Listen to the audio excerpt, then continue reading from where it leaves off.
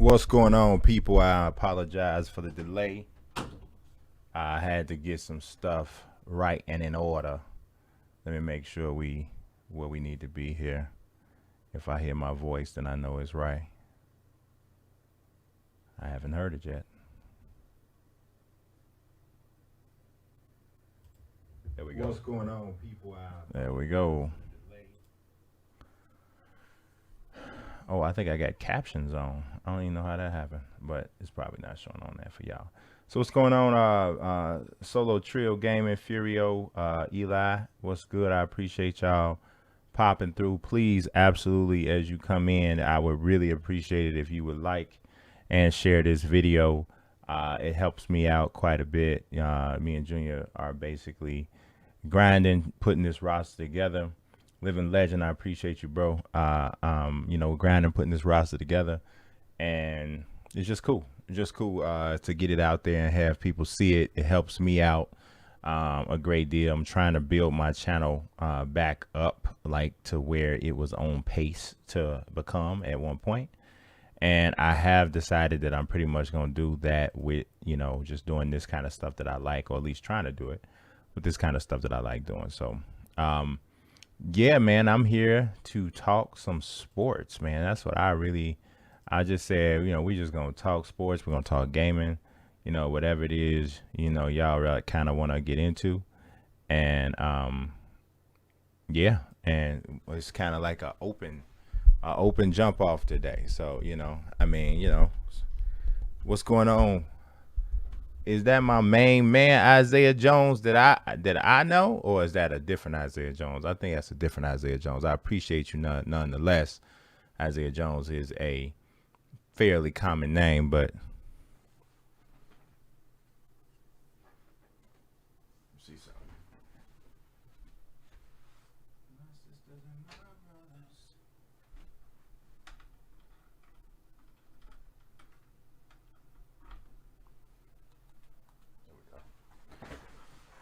Appreciate y'all. I'm gonna go ahead and create this guy right here that I got up, this is not how this person's gonna look, but I'm gonna go ahead and create him for right now, and then we're gonna kind of go from there. I'll kind of go and show you kind of what I've done with my roster, what we've done with this roster so far, and we'll get into it like that. Let me pull up this. I got a bunch of windows going on here, y'all, so I gotta move these windows around so that I can see the chat, and then also still kind of do what I'm doing here. What's going on, David Robinson? Yeah, this is the fictional roster right now that I am working on at this point. So, yep, that is what you are seeing currently. Okay, I think I found a way to pop this chat out by itself. I did. All right, so this gentleman that I'm about to make right now, his name is going to be Bilal Wyatt.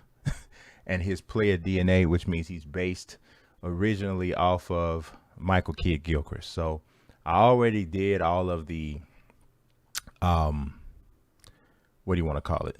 I did all of the randomization stuff that I'm going to do. So I pretty much know who all the player DNAs are going to be based off of. I know who, what their random attributes that I'm going to change. I know what those are. I even got the jump shots randomized. I did a little bit of a randomization of who I was going to base their face off of, even though I'm not going to try to stick too close to the person's face, that I try to, base them off of. And then I even have the badges already randomized with some restrictions, because of course I have it where they have to have a certain rating in order to even be eligible for the badge. So it might say that they're going to get a badge, but they may not actually get that badge, because I don't even know who Stanton Kidd is. This must be somebody Junior made a mistake in, or unless he, Stanton Kidd is probably a G Leaguer or something. Wait a minute, is he? I don't know. We're not gonna do that, but I don't even know who that is. What's going on, King Fredo? Appreciate you coming through. All right, so Kidd Gilchrist is who this guy is based off of. Now he's not Michael Kidd Gilchrist height. He's actually only 6'5". I meant to look and see how old Michael Kidd Gilchrist was. That's one of the things that sometimes makes me have to spend a little bit more time than normal, because I forget to look at how at what their ages are. Kid Gilchrist, is he still a free agent, or is he? Because I didn't even pay attention to that. Is he still a free agent, or is he? Let me look and see who he plays for real quick. I think he might still be a free agent. I think he signed with like the Celtics or something. No, the Knicks. The Knicks.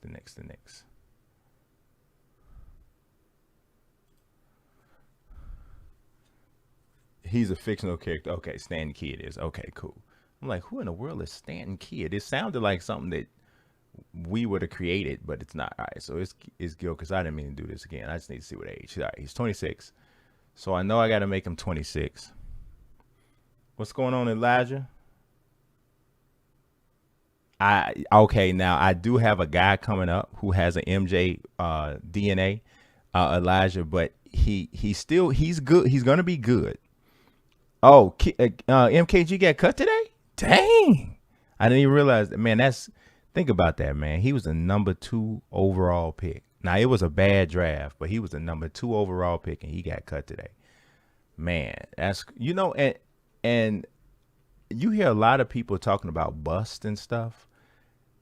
But you never hear anybody saying Michael Kidd Gilchrist was a bust. Like, not as much as you hear them talking about like other people who were like bust. I think bro is pretty much a legit bust. For sure. But yeah, I do have a MJ DNA type. His name, I forgot what his name is. I haven't created him yet, but I know he's on the way. His name, I'm gonna tell you what his name is in a second. I have my little database here. I'll remember it as soon as I see it, because it's something pretty distinctive, actually.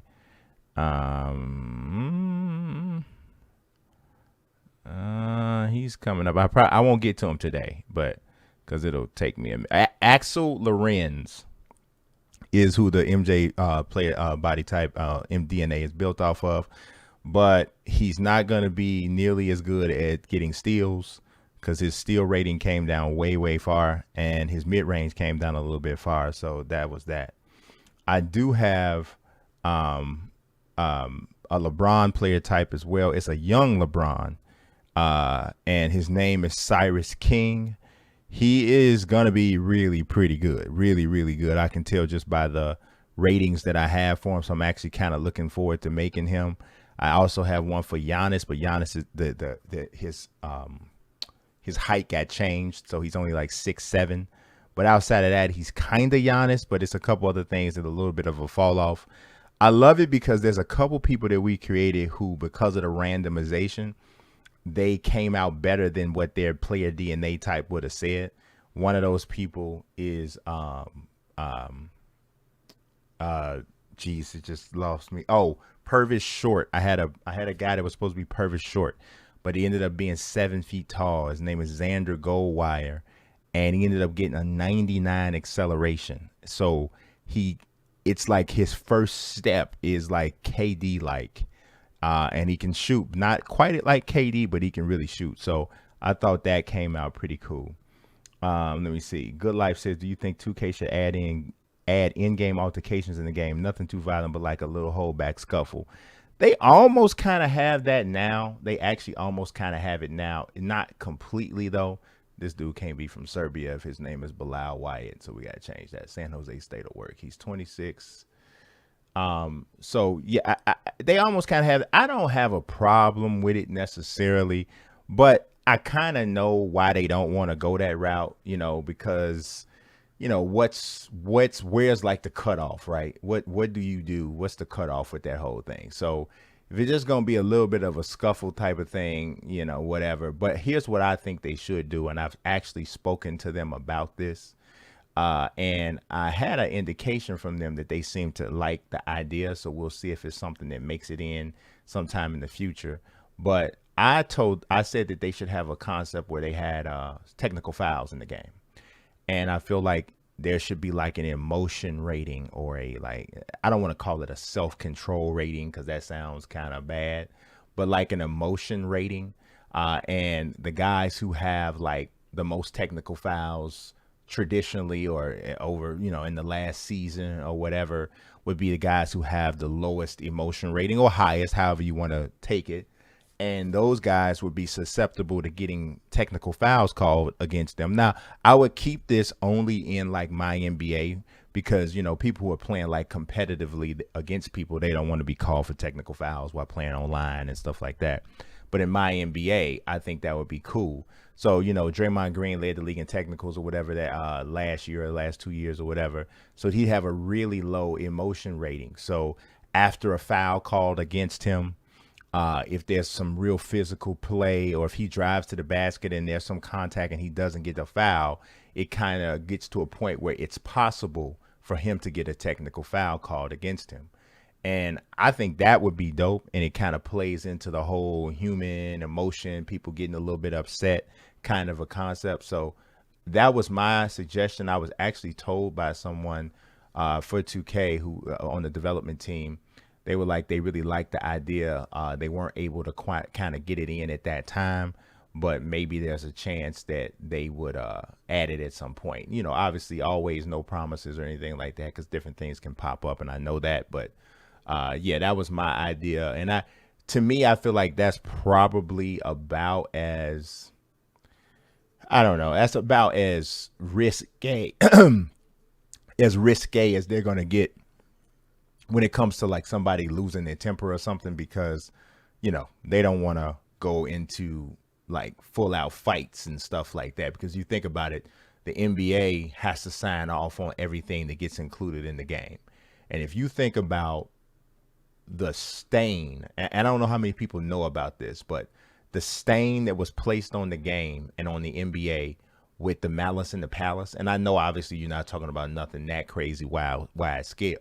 But if you know about what happened with the NBA during that time, you kind of know they're not going to go for anything that kind of like lends itself to thinking about a fight. You know, the Malice in the Palace and Allen Iverson's, you know, just kind of his attire and stuff, which I think was completely misunderstood. But that whole thing was what led to the NBA having a dress code. Like I remember covering the NBA for Bleach Report years ago. I don't write for Bleach Report anymore. I write for Forbes and for Heavy right now. But I remember covering years ago and had sitting down with an assistant coach who was actually on staff of the Pacers at the time of the Malice in the Palace.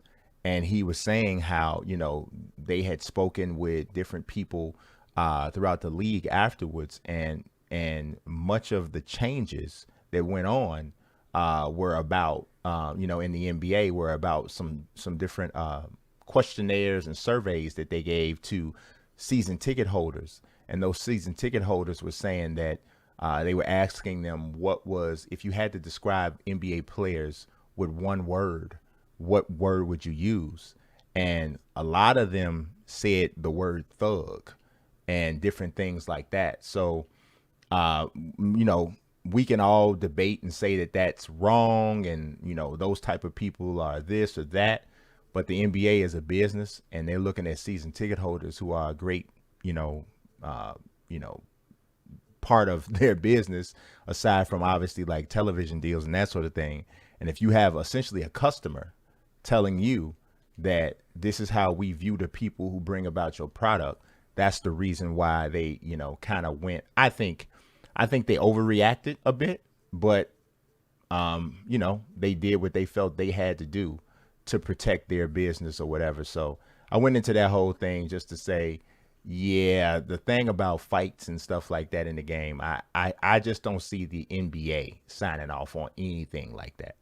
You know, I see them like being real hardcore no about that kind of stuff. So that was that. Let's see. They used to have an emotion rating in the older 2Ks, right? I think they did. They have an emotion badge right now in 2K, and that's what dictates if you get real animated and stuff like that after a play.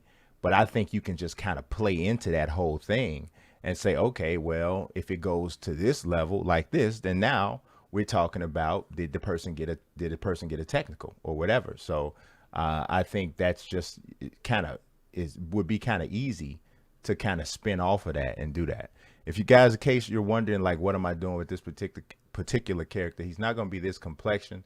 is going to be a black man. But what I do like to do to add some variation, and I said this in the last stream, is start off with a white person base to turn it to a black person, and then vice versa.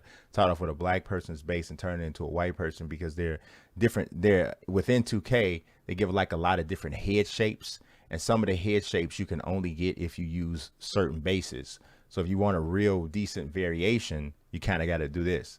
So this actual image is loosely based on a young version, very young version of Gale Sayers. So I just try to grab as many people as I can, different looking people. And you see at this point, if you saw how he looked when I started this out, and now I just changed his whole everything. Now you can't even tell what this dude looked like when I started. So it's kind of crazy. Let's say, yeah, Solo. They used to have it. If you curse with your mic on, you could get attacked.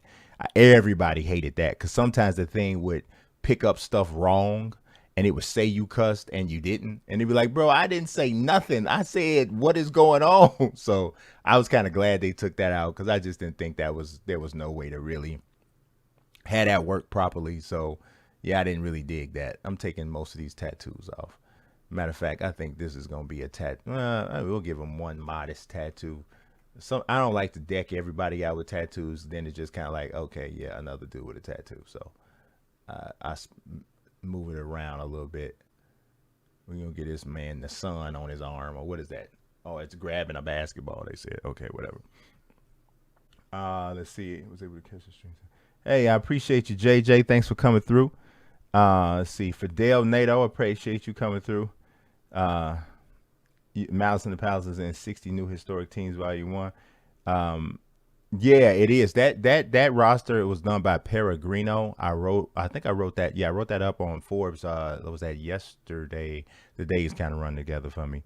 But yeah, we wrote that up. I wrote that up on yesterday, and it was really cool. I actually just wrote up something about a brother who did a Madden draft class. His name is M. Frisk. Him and his guy, it was Frisk and Nick. They did a really cool fictional draft class for Madden 21. It is fire, man. I'm telling you. And they did a 101-page PDF that kind of breaks down the players. He really, really inspired me. So I'm really thinking hard about adding something like that as a companion kind of a piece to this for this roster, so that you guys can kind of get a little bit of immersion with it. But yeah, this is Bilal Wyatt. He said they could do better with tattoo selections for art, but I like that we can use them this year. Definitely. Like, I would like to see them expand on that moving forward, but yeah, they can definitely get better. So Bilal Wyatt is not his pass IQ is dreadful, guys. I'm just going to let y'all know the randomization was not happy with him. They gave him a 25 on pass IQ. His mid-range is a 79, so he'll be better than his DNA player for that, because Michael Kidd Gilchrist, the mid-range is just a 60. His intangibles are quite high. Not that that is going to matter much, but why did they give Michael Kidd Gilchrist a 55 on intangibles? That's bogus. But this fella has a 92. His post fade is a 65, which is a little better than Michael Kidd Gilchrist. And then his post control is a 54, which is not as good as Michael Kidd Gilchrist. And I got to change his height as well, which I don't think I did. He's 6'5", and this dude was 6'10", so we don't want that. And he's not going to be 224, be 6'5", 200, because he doesn't have a huge strength rating, so there's no reason for me to make him swole like that. What's good, Jason? Appreciate you coming through. Brendan Walker says, I have made Nathan Scott and Lucas Scott and Quentin Fields from One Tree Hill. And also made Tim Riggins, Jason Street, Matt Saracen, and Vince Howard, and Luke Cafferty from Friday Night Lights. Yeah, that's dope. You did that on Madden, or is it 2K? Solo Trill say you got an idea. Hey, share that idea if you don't mind. Tell me what you're talking about. It might give me an idea. Good Life says, another thing I feel like they should add is yelling, screaming noises when you dunk. That, yeah, actually that doesn't happen. Dudes dunking, it's such a part of the NBA now. Like, people do it. So that would be dope. So based on certain power dunks, also add different rim noises based on power dunks. Yeah, because all of the dunks kind of sound the same, I think. JJ says, so cool to see where people can make so much dedication goes into these rosters, whether it's a 2K roster, Madden, for sure. What's up, Amari? Yeah, real 2K rosters, you are right. It is. I knew that, and hands to a degree, because hands only come into effect on certain types of things. So it's kind of stupid. I really wish it was different. But I can think of several ways that hands should come into play in the way the game plays, but it doesn't work that way. I actually spoke to Mike Wang about what hands actually impacted, and so he gave me an actual straight, concept about it. And I was like, oh, okay. And I really do wish that it was a little bit different, and that we're gonna give him 50 on the wingspan. But yeah, intangibles, that would actually be cool if they did it right, but it doesn't work that way. All right, this dude's jump shot is a 63 base and Zach LaVine release. So let's see what that looks like. That base is decent.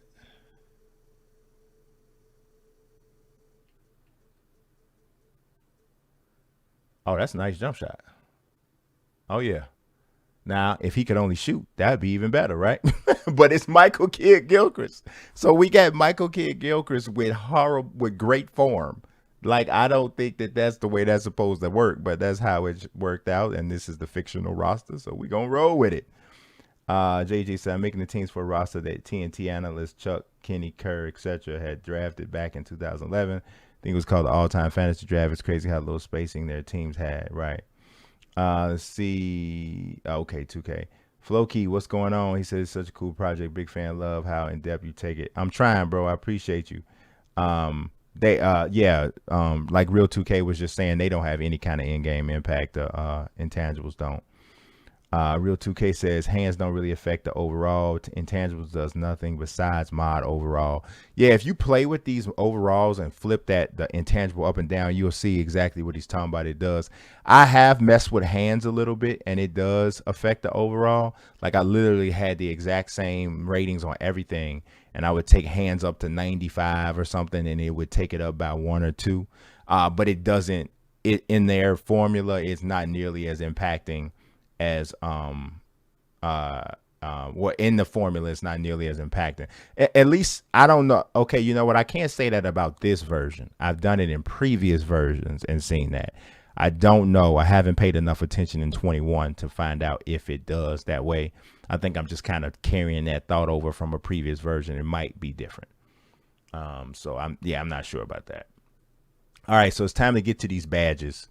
Now, it's possible that this fella would have 15 badges, but he's not going to get that. And the reason being is because he's not going to have the overall to get this, because in the randomization, he was going to possibly get break starter, but he's not going to get break starter because his pass IQ is low. The pass accuracy is not very good, and his defensive rebounding is good and is decent enough, but he's not going to get that because he doesn't have the pass ratings for that. He could have gotten circus threes. He's not going to get that because they gave him a 73. So he actually, wait a minute, what's the ball handling? No, you know what? I'm going to give him bronze circus threes because the way I do badges is badges are supposed to this is the way badges are supposed to work anyway. Badges are supposed to give players slight boost in certain areas where statistically they may not necessarily measure up to what their percentages may not measure up to where their overall production is. So one of the people who I think is a perfect concept for badge, the whole badge concept, is Kobe, right? So you look at Kobe's shooting percentages and stuff like that, and you might be like, oh, he didn't shoot that high of a percentage from this here, or from the field, or from three, or whatever. But everybody knows what kind of a threat Kobe was as a scorer and all of those different things. So to me, in order to grade or rate Kobe accurately and to not have to like break your formula just to make him as impacting as he really was. You give him the number rating that he's supposed to have, but you make sure that in most areas of the game, especially offensively, he kills it from a bad standpoint. And to me, that's the way that it should go.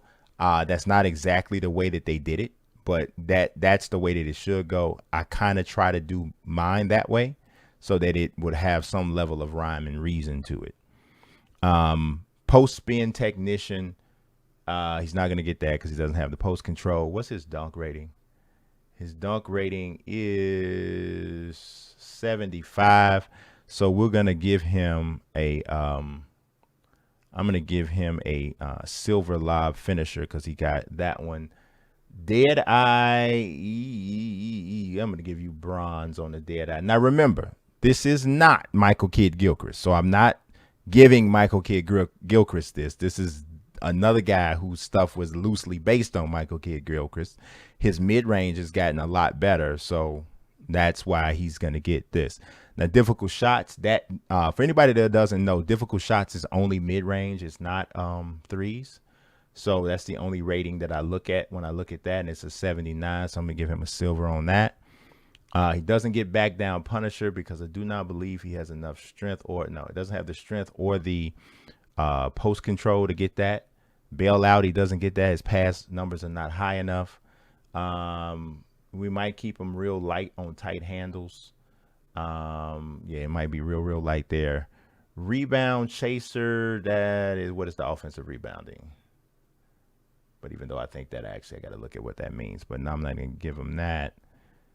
So this is essentially how I do it. Now, in terms of tendencies, I keep the tendencies according to the DNA because it's really kind of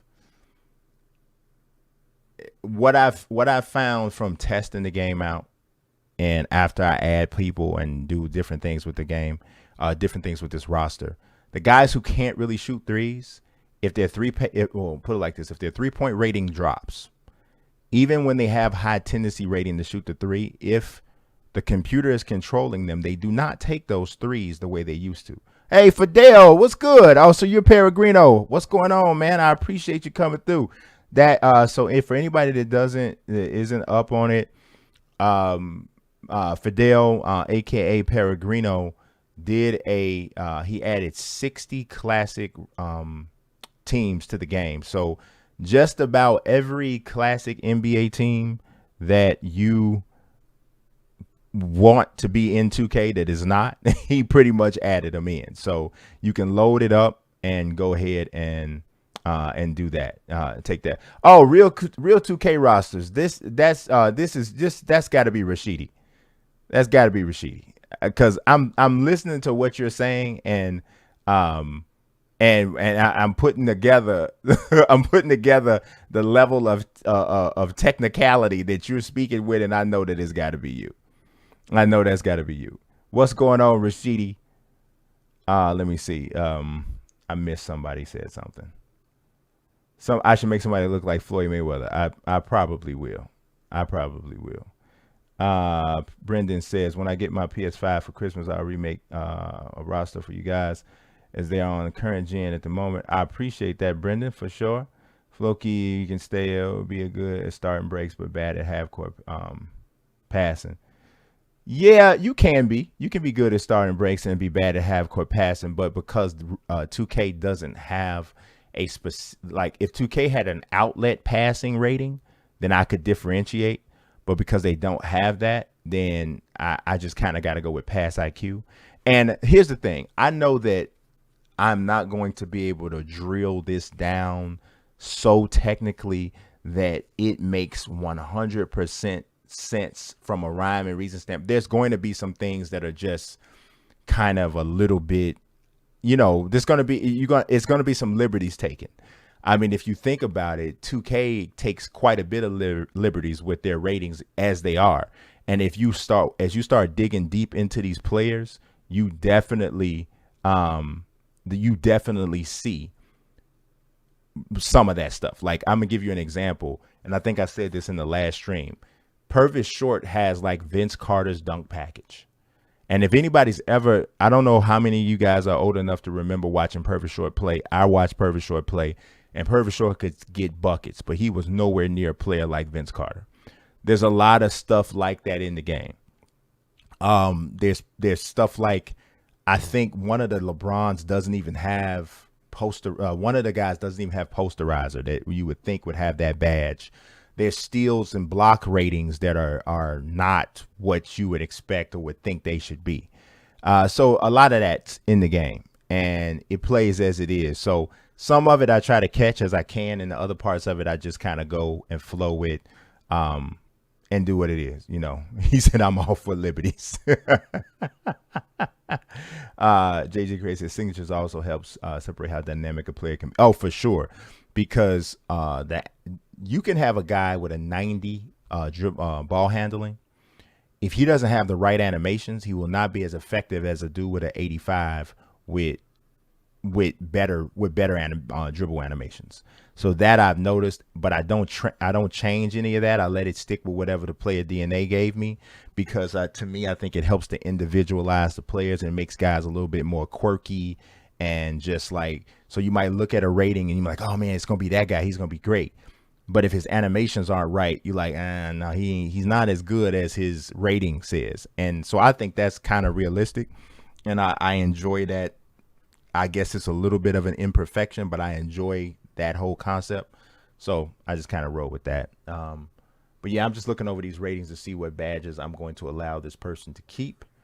So I don't mess with the personality badges, because in my opinion, I still feel like that's like the person's, like the little digital personality sort of thing. So I'll let that stay. It says, do they still lock animations behind ratings? Yes, they do. So you have to have like at least an 80 or 85 ball handling to get certain kinds of animations. They lock jump shot bases behind heights. So there's basically two different variations in the way they do jump shots. Anything under 6'10", you can have any base you want. But once you get 6'10" and up, you only get bases that are like fit for big men according to the way they look at it. Now, shot releases, you can have any shot release you want at any height, but the base is dictated by height. I think it's the same for dunks as well. So I don't know if it's like that for my player, but I do know in here it's that way. He said, like, I can get content. Yeah, okay. All right, so let's see. He doesn't have any of this. I don't think he has any of this stuff. Let's see. We gave him. He's a pretty good dunker though, because he's got some stuff there in terms of like, because my cutoff for a badge is probably a little bit of a high cutoff, but my cutoff for a badge, a bronze badge, is a 70. 75 for silver, 80 is gold, 85 and up is a Hall of Fame badge. But it's not that easy to get, because once I do the randomizer, if it doesn't come up, then you don't get it. So it's kind of, I don't know, it's working out for me so far in just the way that I do it. It works out pretty decently. So as of right now, don't have a reason to change it, because for the most part, I test the stuff out afterwards. You know, I'll finish doing a team, and then I'll go in and I'll test it out to see exactly how it ran, just to see if it's coming out the way I want it to. And so far so good. Decently. It's more than decently. I'm having a ball every time I like test something out.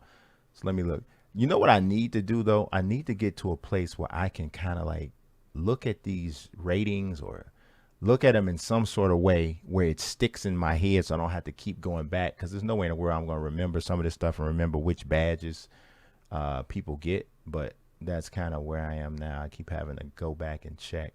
So Deadeye gets the bronze. The Hot Zone Hunter, we're going to get the bronze on that. Difficult Shots, that's his mid-range, so he's going to get a silver on that, if I can find it. Or is it down? Oh, there we go. See, what did I miss?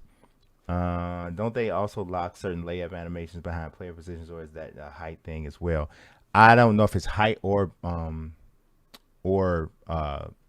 ratings, but I do know I do know that they do lock it behind certain things. Back down Punisher, no. Bailout, no. We get them the tight handles on a bronze. Now, I began this roster, and I'm like almost 200 people into this roster. I literally have created that many people. Well, Junior and I have. And if there was one thing I would change about the way I've done it, is I would be maybe a little less liberal with the badges. I mean, I shouldn't say liberal, a little less generous with the badges is what I meant to say. Because even though I got people who don't have any badges. I got guys who have a good amount, but I feel like maybe I might, have that a little bit less. I don't think it breaks anything at this point because, again, like I said, the games play really well. They even simulate well. But just, I probably would do that. But one thing is, I would say this is there's balance. So everybody's kind of rated the same way. So because everybody's kind of rated the same way, it doesn't come off poorly. So see, he's going to get this bronze green machine. I think I gave him the posterizer already. It normally doesn't take me this long to create a player, but obviously I'm talking, so it's taking a little bit longer. But this is about it for my man here. Let me see what his down here. I don't think he has a high speed with the ball. No, he doesn't. So he doesn't get downhill. All right, so that is it for Bilal Wyatt. So my process is, so these are all of the people that I've created. I'm not going to look at them there. I'm going to go into my roster, which I am. If you guys are wondering how I'm doing this with all of the problems that's on this game right now, on this mode, I am essentially saving and uploading this roster over and over and over and over and over and over and over again, because some of the files are getting corrupted if you try to start a MyNBA with a custom team design right now. I do know that they are working on it, but until they fix it, even after they fix it, I'm probably still going to do this because I just don't want to have all this work just get wiped out. So we're not going to do that. Got to get rid of Taj Gibson because we need your spot on this team. He's actually the last one before I complete the Kings. So all of those teams before that are already done. It was Wyatt, so he should be at the end. Bilal Wyatt goes to the Kings. He's not. Oh, I didn't even check what his overall was. I'm sure it wasn't high. It was a 75. He's a 3-level scorer with 9 badges. So let's see. I'm gonna for anybody who hasn't seen this, and I definitely want to hear what you guys got to say. I know it's gonna be some funny responses as I look at some of the people in this on this roster. And if this is not your first time looking at this, it won't be your first time having heard or seen. I'm not going to go into everybody unless you guys say, hey, let's look at this guy or whatever. Let's see. Mr. Days with Yao Ming was Allen Iverson. For myself, I'm pretty liberal with giving out bronze. Yeah, I give out bronze. Bronze doesn't, it is what it is. Sir Jam, what's going on? I appreciate you coming through. Is G League good in a next gen? It's cool. If G League, you don't get the full appreciation for having G League until you edit the rosters yourself, because it's not the real players. So until you go ahead and edit them yourself, you really it's just kind of like, oh, that's cool that they got the real team names. But I don't really blame them for that. It just is what it is. But yeah, that's when you get the full appreciation of it if you edit the rosters. See, I also randomly mentioned this. Something interesting I found was I was able to get dunk animations for my WNBA center at 99 overall. Oh, that's dope. That's dope. Do you think 2K should separate dunks in the package instead of forcing us to equip dunks we don't want that's in them? I don't know. I don't really have a problem with it now, because I still feel like I can kind of get what I want. You know what I'm saying? I feel like I can kind of get what I want with that. So I don't really have a problem with that. Can I link NBA 2K lab badge rating requirements in chat? Shows what my player restricts. For sure. Go ahead, bro. I don't think there's no kind of restriction on it. I don't think it'll block it or whatever. To get to, all you gotta do, Rashidi, to get to 2, is just go over here with L1 or R1. So capital city, go. These are all fictional players: Santa Cruz Warriors, Iowa Wolves, Oklahoma City Blue, North Arizona Suns, Austin Spurs, Rio Grande Valley Vipers, the Raptors 905, Grand Rapids Drive, Erie Bayhawks, Fort Wayne Mad Ants, Long Island Nets, Texas Legends, Lakeland Magic, South Bay Lakers, Westchester Knicks, Stockton Kings, Salt Lake City Stars, Greensboro Swarms, Sioux Falls Sky Force, College Park Skyhawks, Memphis Hustle, Agua Caliente Clippers, Maine Red Claws, Canton Charge, Windy City Bulls, Wisconsin Herd, the Delaware Bluecoats, and then that's it. So they have them all. They just don't have real players. So, you have to go ahead and edit it out if you want to have them all. Yeah, Martian Chandler is actually the second highest rated guy that we created. And it's so funny because he's the first dude we ever created. But he's 7'1", 260, strong as an ox. He's not a great three-point shooter, but he's a killer on the mid-range. Got a really quick first step. So he kind of get it done. Defense on line. What's my thoughts on defense on line? I feel like rim running guys like LeBron, and when I say rim running, I'm not like talking about screen and roll rim running guys. I'm talking about the super athlete guys with high dunk ratings. They are super difficult to stop online. You get a lot of cheesing players that you play against who just they play with LeBron like he is a create a player or my player type of thing. I should say create a legend is what I meant.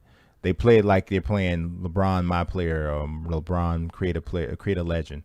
And they just get him and they run around with him. They run around with him on offense and defense. And I think there's a simple fix for that, though. I think what they have to do is they have to tweak stamina and fatigue. Because I've played with people who have usured LeBron so often and turboed with him so often that there is no way in the world a human being could run that long in the course of a game and not be dog tired by like halftime. And I just don't think there's enough of a penalty on stamina for people who play like that as a deterrent. So, yeah, you know what I'm saying? That's just kind of what it was. So that's how I feel about defense online. So it's after the all-time teams in the menu. Yes. Appreciate you. Yeah. Watching that was, like I said, as the first dude we created. The first dude just turned. Yeah. He was Adrian Dantley base and ended up 7'1". So if anybody know anything about Adrian Dantley was a nasty post player, super strong, really good mid-range, didn't have the 3-point shooting, which is one of the reasons why Chandler didn't get it. But yeah.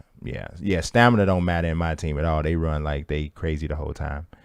Elijah says, do you think it's possible for a lefty to be the best in the NBA, or do you think they're limited because of their handedness?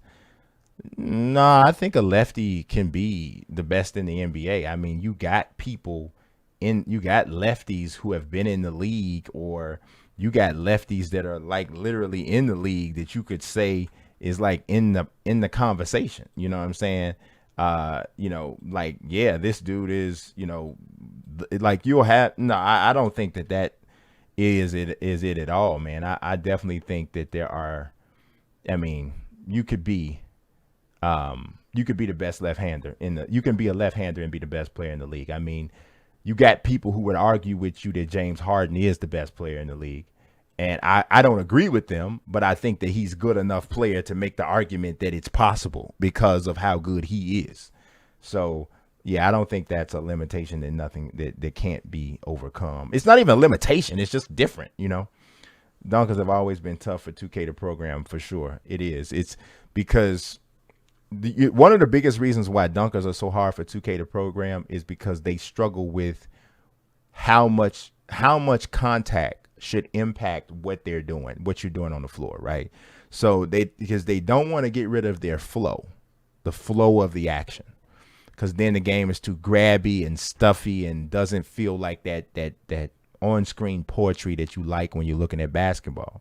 I think that flow is what made them better than live at the beginning. And so they don't want to get rid of that. So that's a reason why you have so many of these animations that start one place and end someplace else. But because of that, it makes the athletic, fast running, jumping guys tend to be a little bit unrealistic at times because they haven't figured out how to do that dance yet with contact, when you should be stopped, and then how to maintain the flow. So just kind of sticks as it is. Let's see. It's an awkward balance. People want, yep, exactly. Yep. Online playable. Yeah, I mean, I won't say it's unplayable because I have fun playing online games, you know.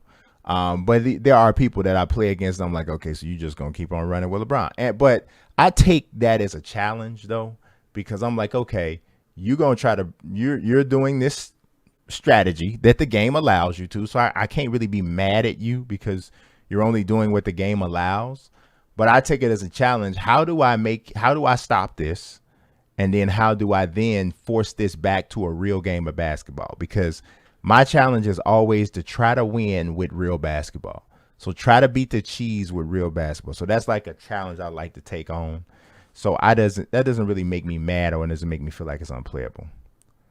Amari said, I think being left-handed is an advantage. I think left-handed is an advantage sometimes too, because people are so used to facing right-handed players. And if you're a lefty and you're skilled, don't be ambidextrous too, where you can finish left or right, but you're primarily a lefty. It can be a problem. It could be a problem. Look at James Harden. It could be a problem. There should definitely be a lot more fouls in the game, but nobody wants to play yeah, exactly. That's why I say it's just this balance. It's a balance, you know. It really is a balance.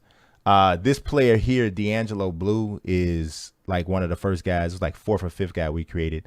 He ended up getting a Magic Johnson base. He nasty.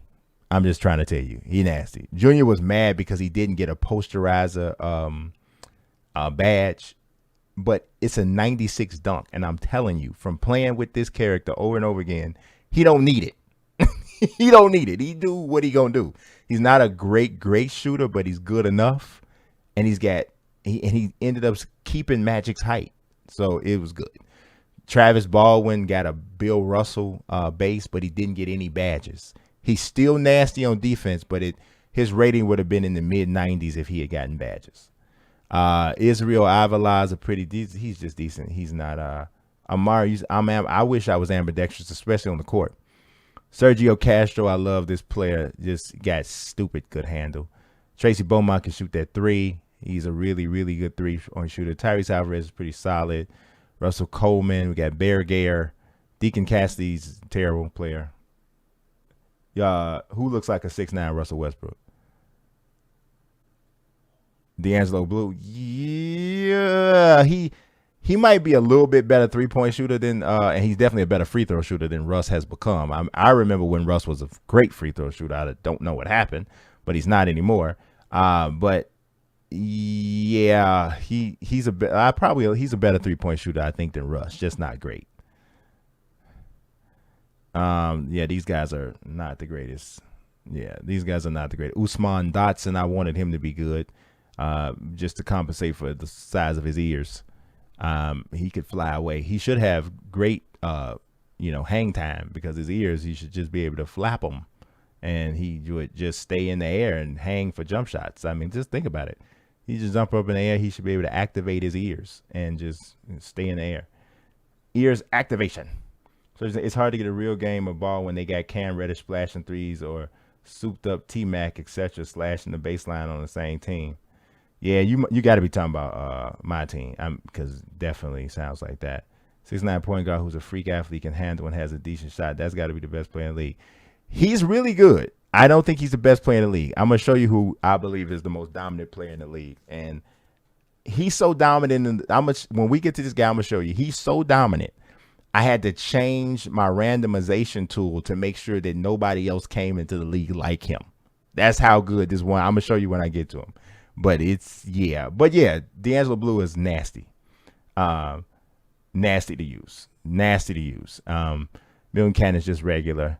This is the Joey Dominguez got Mark Eaton's DNA, but he's only 7 foot. He's slow as the slowest thing ever you've ever seen. So I usually try to put him in pick and roll. But I love the character, how he was created. I thought he came out looking super cool. His arms he has Bruno Caboclo arms. They just go forever. But I love this.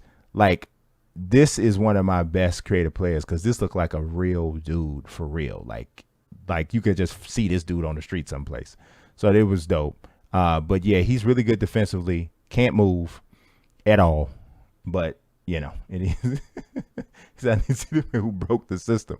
Xander Goldwire is got a stupid fast first step. He can shoot good enough, and he's 7 feet tall. So he's really very much like a KD, even though I didn't get KD's DNA for that, but it is him.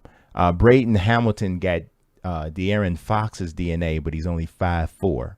So that is challenging for him. So, I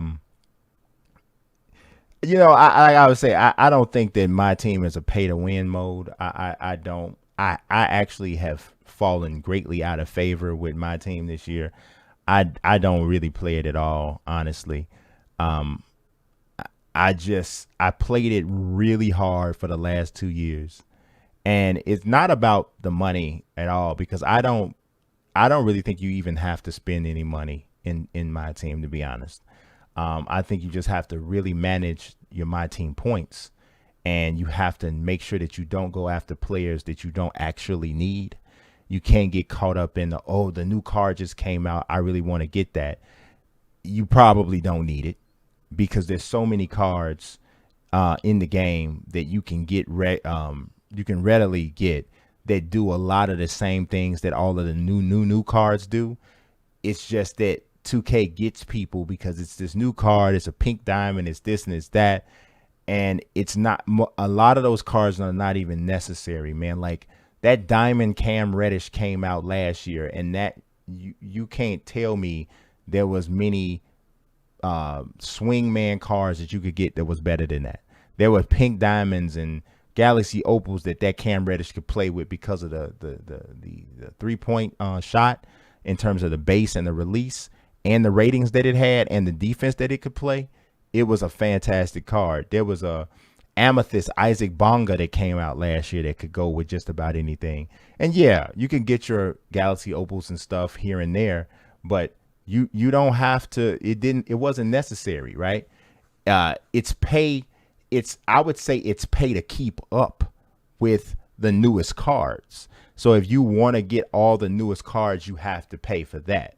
But you don't have to pay to win. I mean, man, I can't tell you how many times I beat people with a diamond lineup, or I lost to people when I had Galaxy Opals out there and they had nothing but diamonds. So because of those experiences, I can't say it's pay to win, but I don't like the mode anymore because I still feel like it's just completely off the hinges. Like, I like real basketball. I like basketball where, I don't want to see a Galaxy. I'm just tired of, Galaxy Opal, Brian Scalabrine. Pink Diamond, this guy, that. It's like you on this roller coaster, and it's like it's a requirement mentally to stay plugged in. And I just didn't want to do it no more. And they didn't have a salary cap mode, which I really thought that they should have added. And when that just didn't get added, I was already trending away from it. But when that didn't get added, I was just like, yeah, I'm done. I'm done. And I played that mode just enough to evaluate the game when it came out. Just enough so I could write my review. And I might have played my team once or twice since then. Literally. So yeah, just not for me. Just not for me at this point. Especially in the middle of a pandemic. Oh my God, no. I don't need that. I don't need that in my life. I don't need that in my life. Lord Bigger says, so what are we doing here? I see you got creative players. What's going on? Catch me up, please. All right, Lord Bigger, let me get you. So this is a fictional roster, and I know you've been in here for a minute. Like, dude, this dude still ain't told me what in the world this is. I just read it, actually. So this is a fictional roster that my son and I have been creating, and I'm basically rebranding the entire NBA. So once I start this MyNBA, once the mode actually works, right, for custom team designs, I'm going to rebrand all of the teams. I had a stream earlier, maybe about a month ago, where I unveiled all of the rebranded teams, logos, the whole nine. What I'm doing now is redoing the roster. So every real existing player is going to get deleted and moved out, and they're going to be replaced by these fictional players. So we literally are creating a whole new league in every way, shape, or form. My son and I are going to play through this league. We're not going to play for every team. I'm going to have a team in the West and a team in the East. He's going to have a team in the West, a team in the East. We're going to play all our games, and they're going to be user versus user games. So if my team is playing some other team that's not one of his teams, he'll play for that other team, and I'll play for my team. So it'll always be a head-to-head thing. All of the games are not going to be streamed. Some of them, I'll cut up as highlights and stuff like that. But yeah, it's going to turn into essentially a MyNBA series. So that, in short, is what I'm doing. Hopefully that made sense. He said it's a gotcha game. Tell me what that means, Rashidi. Better get Fox's DNA than Andre Miller's at 5'4". You right, because if you Andre Miller at 5'4", you are not in the league. Repentant Heart said, how long is franchise mode? I am a Bulls, and I want to use them or the Heat. How long? You can have it for, I think it goes like 80 seasons or something crazy. I do play online, Lil Panda Jr. I play online probably, I would say I probably play somewhere between 6 to 8 games a week online. Just in Play Now Online, it's still broke. It still ain't counting wins and losses, so it pisses me off. But yeah, I play online. He said it's a poorly run gotcha game that cycles once a year. I mean, poorly run from a business standpoint, no. Poorly run, I ain't gonna say poorly run. I say it has some big holes in it that I don't like, and they're holes to me. I don't know if they're holes to everybody else, but it's holes to me, and so that's kind of why I kind of moved away. Can Reddish was that diamond Can Reddish was ridiculous. They want you to pay a light amount to keep up with the meta. You know what? I don't even think it's even the meta. They really get people because most people don't dig deep into the ratings of the cards to determine if it's even worth going after. They literally see new diamond, new pink diamond, new galaxy opal, and they go, oh, buy packs. And then on top of that, people just enjoy buying packs. So because they enjoy that whole dynamic, that's all that matters. And you got to think about it. There are far more people who do not pay attention to this stuff than there are that do. And if I got 500 people over here who are just going to drop $500, and trust me, I know people that pay way more than that, $500 a month just to open packs. And I'm not even just talking about YouTubers. I'm talking about just people who just in the house by themselves. That's how the mode runs, you know. So, and I'm not mad at them. It's a business. Shoot, if I created my team, I'd probably run it the same way. But I just don't have to buy in if I don't want to, and that's just how I look at it. See, you say I mean character collector. Oh, for sure. Yes, that I 100% agree with. I played again the other day with Rookie LeBron versus current LeBron. It was one of the funniest experiences I've had, and I'm not an LPG fan at all. I'm a video game first, realism second kind of guy. I'd rather the game be fun than be realistic, unless the realism makes it fun. I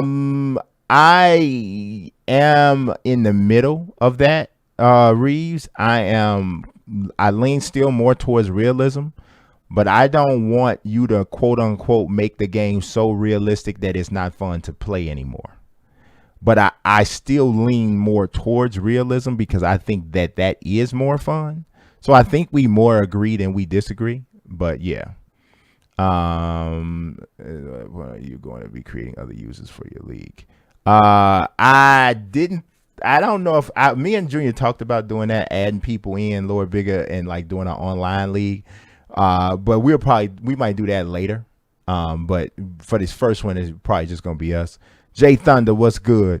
David Robinson, I'm be doing contracts. Actually, I'm going to allow them to keep the contracts that came with their player DNA to start off. because I think it'll be kind of cool because you'll have some people that are overpaid. There's some people that's underpaid. And so when the free agency kicks in, it'll kind of create a whole little storyline in that in itself. It really can't. You're right, Rashidi. My team thing is such a deep concept. It's psychological. It's a business concept. But it goes even beyond business. It goes into like certain types of things that people personally are susceptible to and not susceptible to. People's on and off switch for certain types of things. So it's really crazy. Let's see. It's like cap idea would balance the mode, which is exactly why they don't add it. I really want the salary cap mode in there, man, because I just feel like if you added that in, let me do a test to make sure if people still here, because it says something weird on my screen.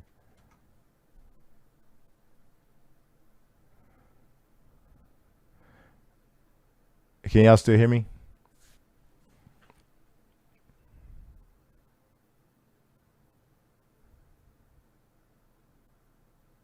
I have no idea what this thing is doing. It's weird.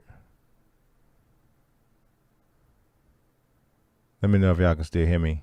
Somebody say, okay, cool. All right. So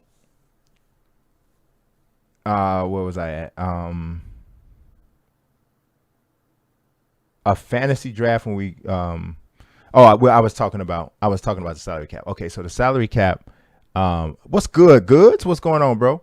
The salary cap idea balances the mode. I totally think it balances the mode. And that's one of the main reasons why I wanted it. I felt like if they added that, it would be enough for me to stay, because and even though you might be saying, oh, okay, here's this, Galaxy Opal Greg Oden. Okay, here he is. He's in the league. He's in the whole my league, my NBA, my team situation. And all right, I see him, but you don't get to have, none of us get to have more than one or two of those guys on the team.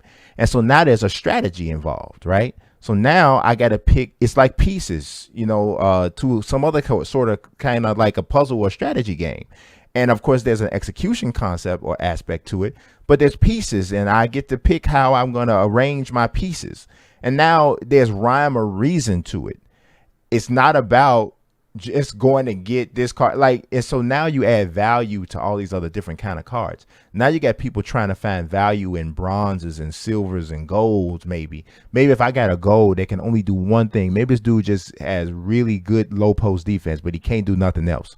Or there's one guy can just shoot and he can't do anything else. Now there's a value for all these lower level cards because everybody has to use some of these just to make it. And so now you start thinking, all right, would I rather balance my team with 3 Galaxy Opals and all the rest golds and silvers?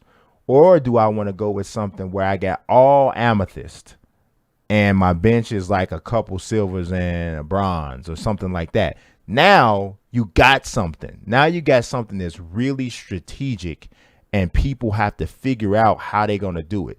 The way it is now, it's just all over the place. It's crazy. By February, there's 50 million Galaxy Opals. And like, you can still beat people who have those cards if you have like some of the lower stuff. Cause I used to do it last year and the year before that. But it just gets like, it feels like I told 2K this. I had a conversation with them once. It was a few months ago. It was before the game came out. And I said around February and March, my team gets disgusting to me. It starts feeling like gluttonous and just you devouring yourself. Like people just keep putting food in front of you. And anybody ever seen the movie Seven? You ever seen the movie Seven? If you ever seen the movie Seven, it's about a serial killer who starts killing people with the theme of 7 deadly sins, right? So gluttony is one of the 7 deadly sins. And I'm not trying to say 2K is guilty of one of the 7 deadly. I'm not going that deep, but I'm creating some imagery here for a reason, right? there's a scene where Kevin Spacey, who is the killer in the movie, kills a dude based off of his gluttony. So it's a really heavy set, overweight, obese guy, and he's basically is saying this dude is guilty of being gluttonous. And so he essentially has the dude literally eat himself to death because he ties him up in front of like a plate of spaghetti, and the dude just keeps eating it until his stomach burst. And when I started playing, and this might be really going overboard, but this, I'm being honest with you. When I started playing my team over and over again for the last 2 years, that scene from Seven started coming to my mind. Like, this is just disgusting, just going over and over and over again. And we got more. We have another Galaxy Opal, and here's another pink diamond, and here's another. It's like, oh my God, dude. Like, okay, bro, I'm good. I am so good. So, you know, I just, that's just how I ended up getting, man. So, yeah, that just ended up how I mean, everybody don't have to be that way or feel that way, but that's how I felt. And that's why I just kind of backed off of it. You know, I just felt like it just was just too much. Like, I'm too old to have something be that kind of a commitment for me. You know what I mean? For me to quote unquote enjoy it. No. And like I said, I ain't even talking about financial. I'm just talking about just that whole trip that they take you on. I don't want to be on. I'm off. Sir Jan said, you see Zara's vid about leaving on ace in order for your adjustments to stick. No, I didn't see that. I'm gonna have to ask him what that means exactly. I mean, I see what you're saying, but I like for some more detail, I would like for him to holler at your boy. Let's see, Floki says, my team definitely needs a full-time limited mode. Yes, I asked him about that. I say, why make it Friday, Saturday, and Sunday? Like, why can't you just have a limited mode? So I don't know. Maybe they'll do it next year.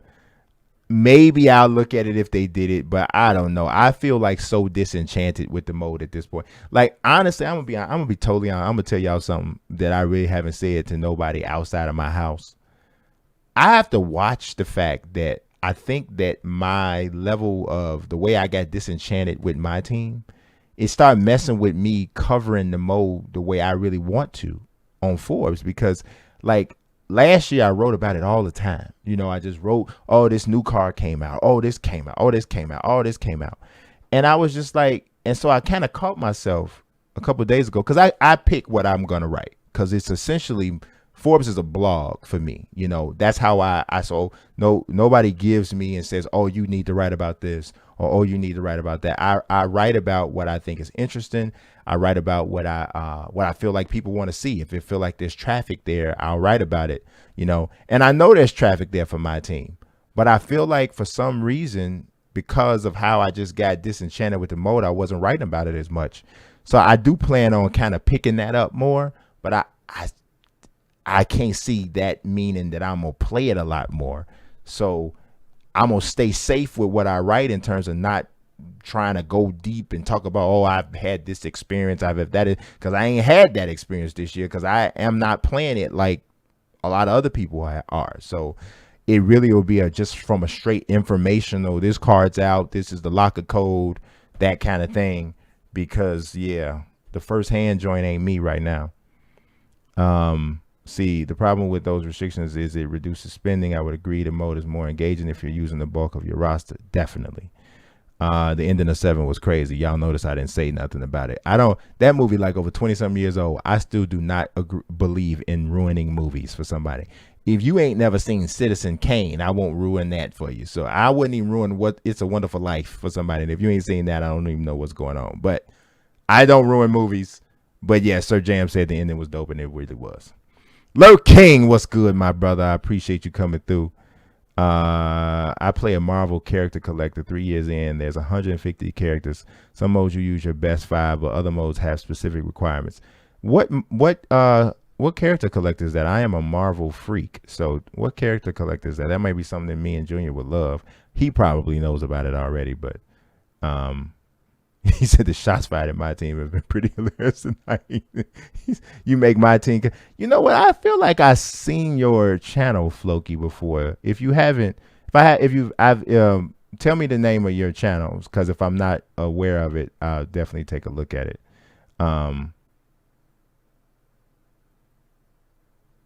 Yeah, they do have more challenges that require specific players. I gave them that feedback, a few months ago. I'm pretty Marvel Strike Force. Okay, cool.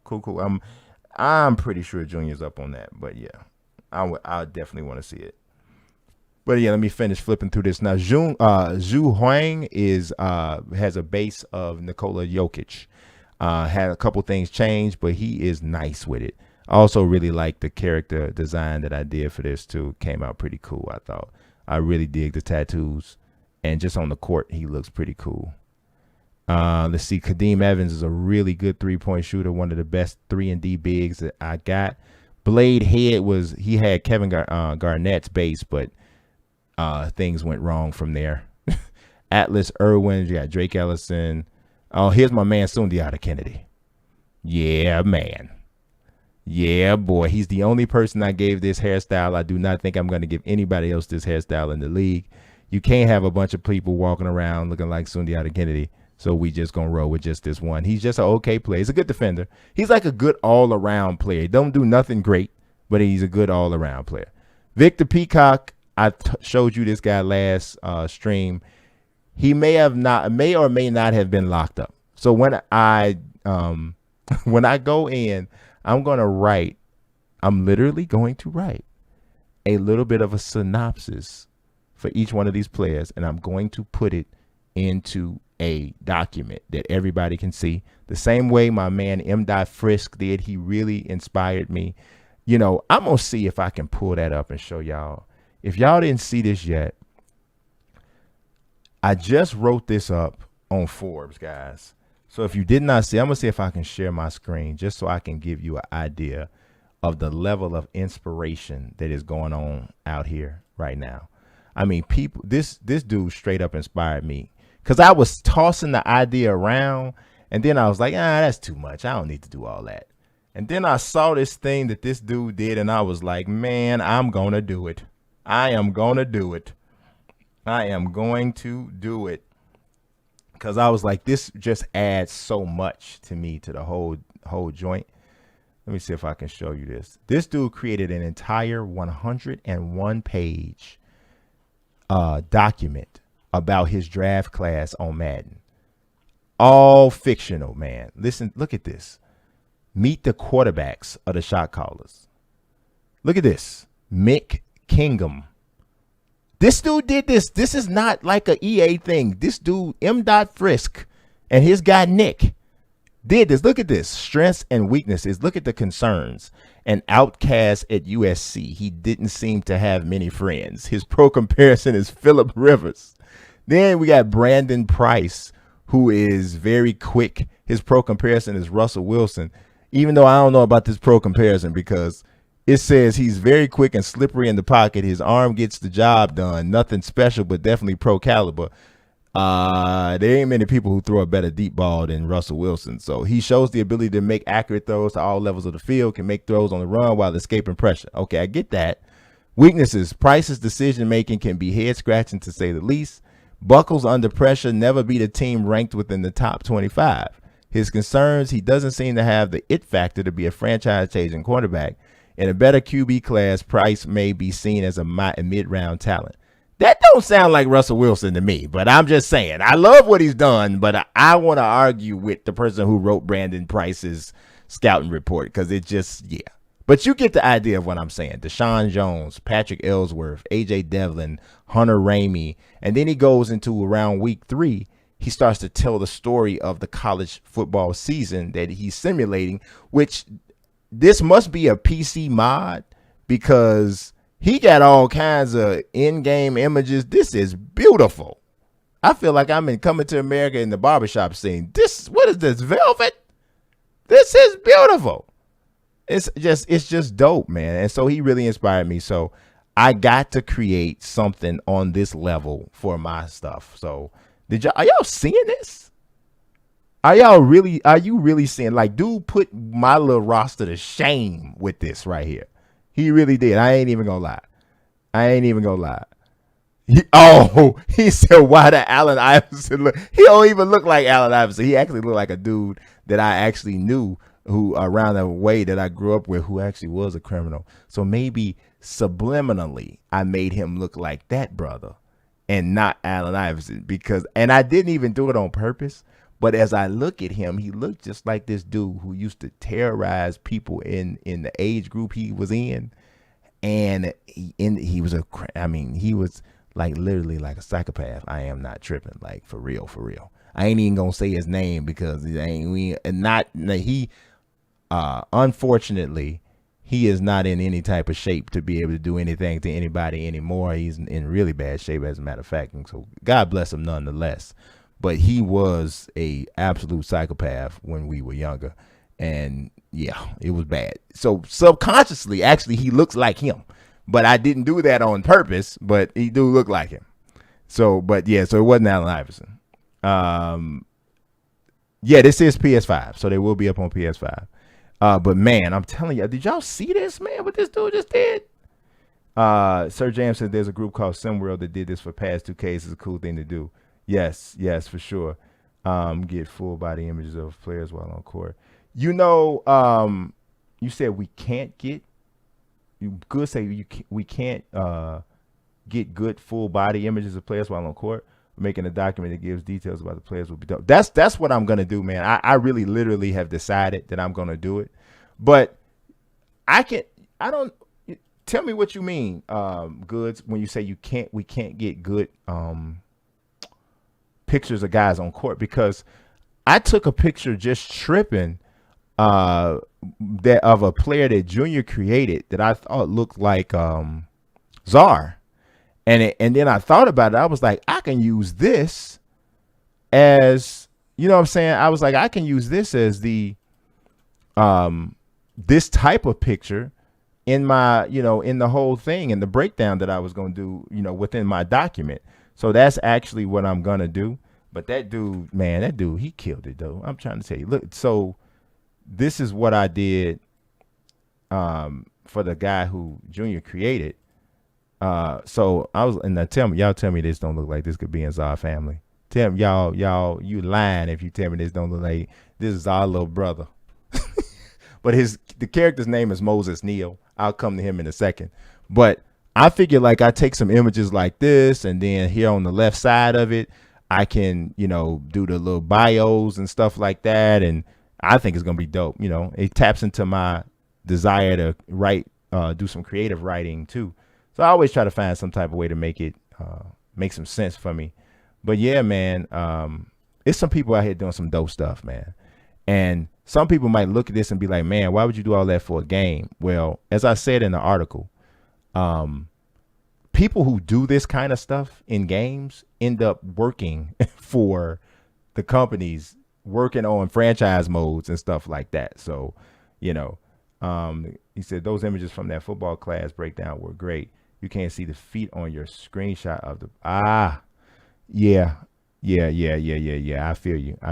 You know what? I never even paid attention to if you could see the. I guess you can't. Not in zoom in on a single dude like that. No, you can't. Maybe you can if you do it in freestyle.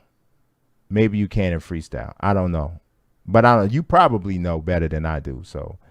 Floki says, is it possible to get Wade without doing the missions for cars that cost $100,000 or more? I couldn't get Blake last season because of it. Yeah.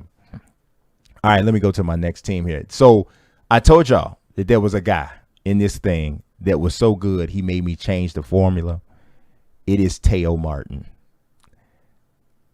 In all of the simulations that I'm doing, we literally cannot find out how to stop this dude. Now, here's the thing. He ended up getting, and so I'm going to explain this to you. You're going to see why it turned out this way.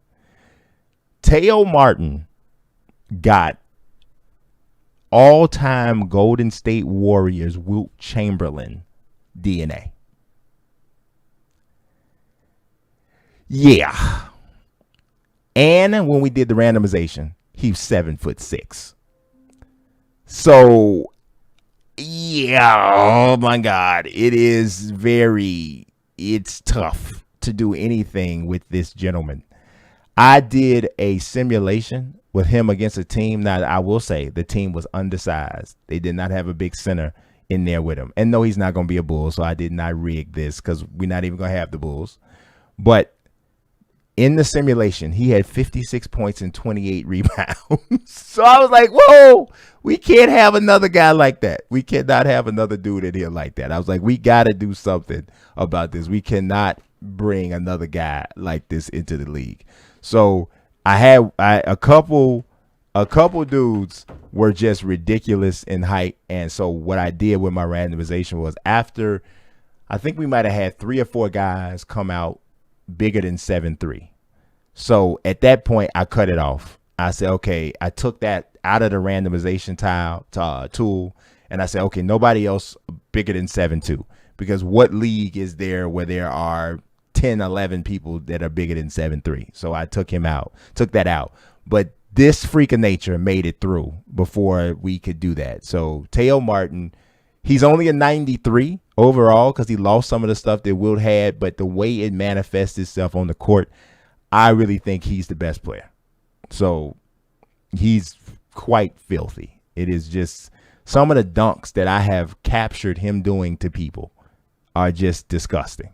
So there's that. Carlos Mann's pretty decent. Ulysses Lincoln had Ben Simmons DNA, but he turned out only 6'3", and he still can't shoot. Mid-range is terrible. And so, but he is very good defensively. He gets to the basket, but he's got some holes. Hill Maynard is a good 3-point shooter. Lincoln Lundy's way too little. I had to end up taking out the super small heights as well, because I think I ended up with like 4 or 5 guys under 5'7". So I said, nah, we got to take that out too. Nathan Snell, what's going on, man?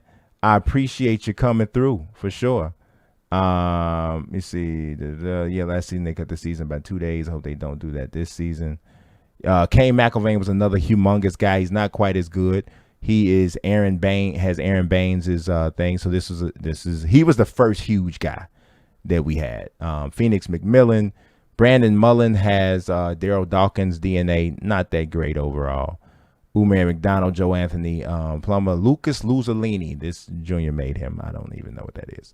Jayon Sears looks like Al Horford tried to get real young with his hairstyle. But tell me that don't look like a young Al Horford, and he was trying to get he was trying to get a cool haircut. Sir Jan said, what's my thoughts on LaMelo so far? You know what's so funny? I've been asked that question maybe 4 or 5 times in the last week. I like what I see for the most part. I do feel like he's got to get to a point where he doesn't have to be Reggie Miller or Ray Allen from 3, but he needs to be able to make 34, 35% of his threes. And that's a really modest number. But he has to be at least to the point where you have to respect him, and he's not a player that you're sagging off of and literally taking the pass away so that because that's the only way really for him to consistently hurt you. So you take away the drive and you take away passing lanes for him to be able to feed guys, and that's how you guard him. He won't be what he's supposed to be if that's what it is. 6'7" Jason Williams is actually not a bad comparison at all. I believe Jason Williams is a better shooter though than LaMelo Ball is right now. If LaMelo gets to the point where he's even as good of a shooter as Jason Williams became, which Jason Williams later in his life was the Miami Heat Jason Williams was a pretty good shooter. If he gets to that point, then now we talking about something, because the size is so significant because of the way he can get to the basket. So I think that at that point, I think we're talking about something different. But one thing I will say is that I do believe that LaMelo wants to be great. And that might sound like, oh, everybody wants to be great. No, everybody doesn't want to be great. Everybody doesn't want to be great. Some people want to just be in the league. Some people just want to be famous. And he's already both of those things. But I get the feeling that he wants to be great. So because of that, that tells me that he would work on some of the things that he may not have right now. And that is the type of thing that dictates somebody's ceiling and whether or not they're going to just be in the league and be a good player that everybody knows, like, Nick Young or somebody like that. Or not saying he plays like Nick Young, but I'm saying Nick Young is a dude who's just in the league, if he's even still in the league. But while he was in the league, he was just a dude that's just in the league. He's talented, probably could be a bunch of other stuff, but he's just in the league. And it's because he's talented enough to be just in the league. I get the feeling that LaMelo wants to be more than just in the league. So I want to see where it's going to go. But the jump shot is going to be the biggest thing for him because I'm already seeing he's working harder on defense. He's not physically strong yet, but he's a kid. He's a kid. So we'll see how that turns. And he's not a freak like Patrick Williams from a physical standpoint. Patrick Williams has an NBA body already. Patrick Williams has the type of body that you want to see a small forward grow into in year 3. And he got it at 19. So most guys ain't like that. Most guys got to grow into that. And so LaMelo has to grow into that. And we'll see what happens with that. But I'm really loving Patrick Williams, man. The calmness that he plays with. His game is so refined for somebody his age. And yes, he in the preseason, he had a couple games where he looked like a rookie for sure. But he's just got a flow to him, man, that I dig. Even keeled. Talk about want to be great. You can look at that kid and see he got his mind on his money on his mind. And when I'm talking about money, I ain't just talking about the money you spend. I'm talking about getting that respect on the court that I'm one of the best players. He's the type of dude he feel like, it seems like to me, he'll set a goal and he ain't gonna let you in on it until it's accomplished. But I'm digging. My favorite rookies right now are Patrick Williams, Isaac Okoro. I really like what I think James Wiseman can be. We'll see if that's what happens. But I really like what I think he can be. Another dude I really like is I like Theo Maledon, or Teo Maledon. I like him. I like Killian Hayes. I still like him. I liked him a lot at first. You know who's surprising me so far though? And I'm not sure he's gonna be a winning basketball player, but they're surprising me with just how comfortable they were as a rookie in preseason, and that's Cole Anthony.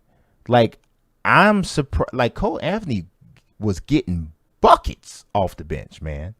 He was getting buckets off the bench. He really was. And so like I said, I'm not sure he's a winning basketball player, because a lot of people, you can get numbers, you can get stats. Doesn't mean you're a winning basketball player. Look at Andrew Wiggins. Look at Elton Brand. People like that who, 20 points a game and all of this and never or hardly ever play on a winning team. Certain guys are winning guys. Other guys are not. And so I'm not sure what Cole Anthony is. But I do know that he's proven that he can score at a pretty decent clip, I think, at this level. So we'll see what that turns out to be. It says show real rosters and ratings and badges. Well, that's not what this stream is, Lonzo. I appreciate you coming through. This one's about a fictional roster. So, I mean, most everybody has 2K on either current gen or next gen at this point. So that's pretty easy to see. So yeah, but this particular stream is about fiction rosters. So Rubio with actual star potential might be a more apt comparison. I don't hate that. I don't hate that at all. I don't hate that concept. Matt Skizzy said, come on, bro. That two-handed LaMelo shot is beautiful. Reminds me of my fifth grade shot. Hey, you know what, Matt? I don't care if he kick it in the basket. If it go in, I wouldn't care if he head-butted that joint in there. As long as he can continue to duplicate that form. I'm like, man, if a dude, unless you Michael Kidd Gilchrist, and I know we picking on Michael Kidd Gilchrist a lot on this stream, unless that's who you are, and you just are having like no success shooting the ball, then I'm going to leave your form alone for the most part. But you know what I'm saying? I'm going to let you work on what you're doing, I'm going to tell you, know what my take is on the Raptors, Floki? I don't know what type of workout program OG Anunoby is on, but I need to be on it. That dude looked like they made him in a 2020 basketball factory where they say, all right, you want good length? We're going to give him this. We want optimal level of muscle to the point that you are strong as an ox, but you're not overly bulky. We got that. We want to have hands that are humongous and that allow you to do certain things defensively and even off the drive. We got that too. This dude looks like a freak right now, man. And I can't wait to see how good he gets. I'm telling you, I think OG Anunoby is about to have a stupid good season. I love Pascal Siakam. Still like Kyle Lowry. He's getting up there. But Fred VanVleet is a nice player, and they have a fantastic coach. So I do believe they're going to be super competitive again this year.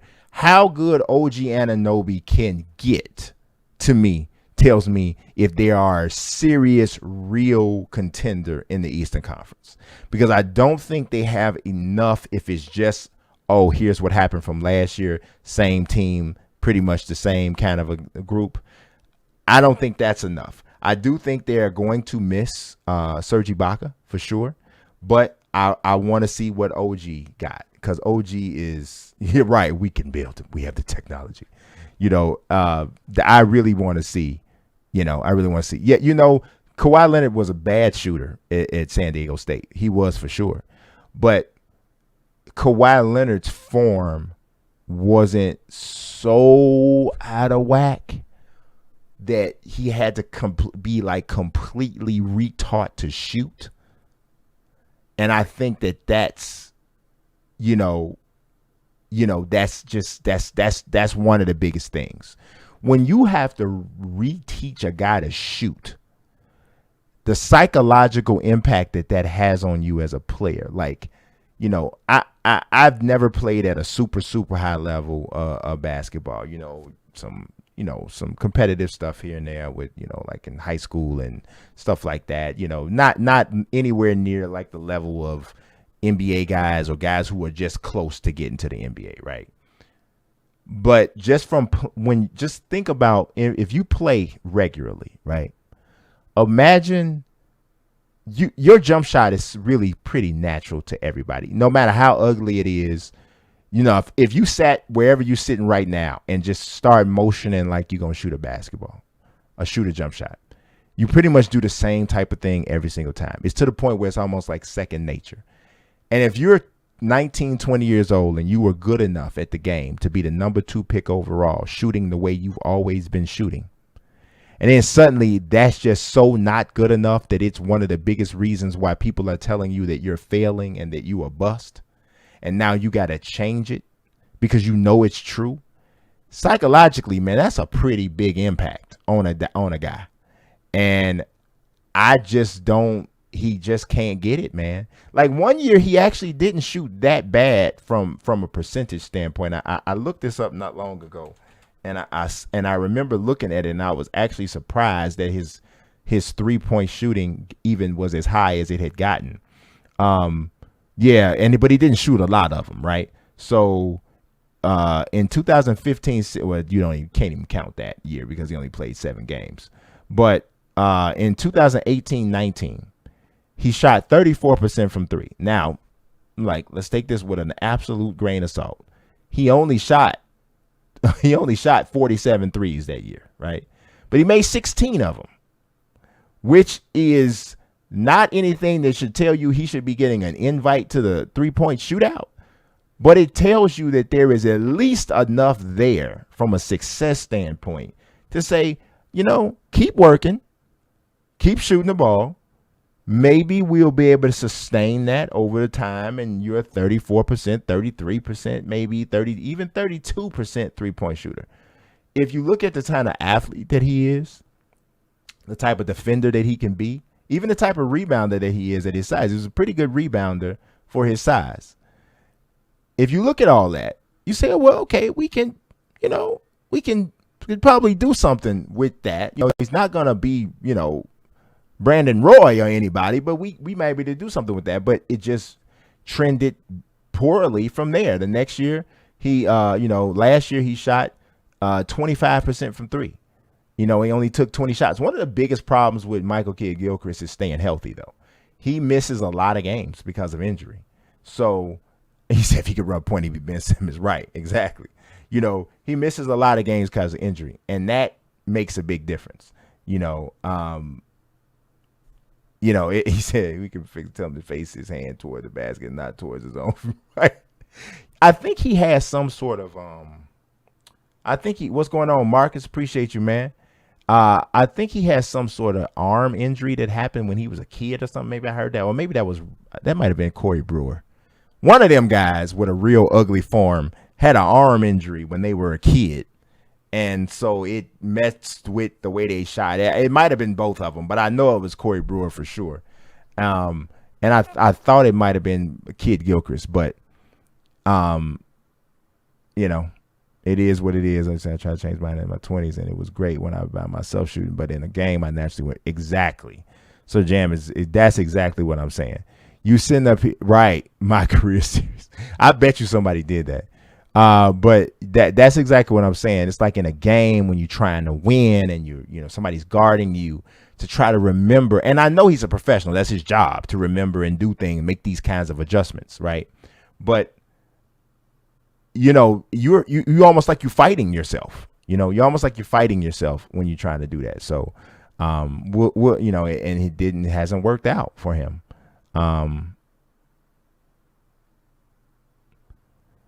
Yeah, and the other thing too about that, Rashidi, is you're saying other power forwards. Dude is like 6'5", 6'6". I think he only was made a power forward because of a lack of skill level in certain areas that would have made him a 3. Which is what he probably should have been.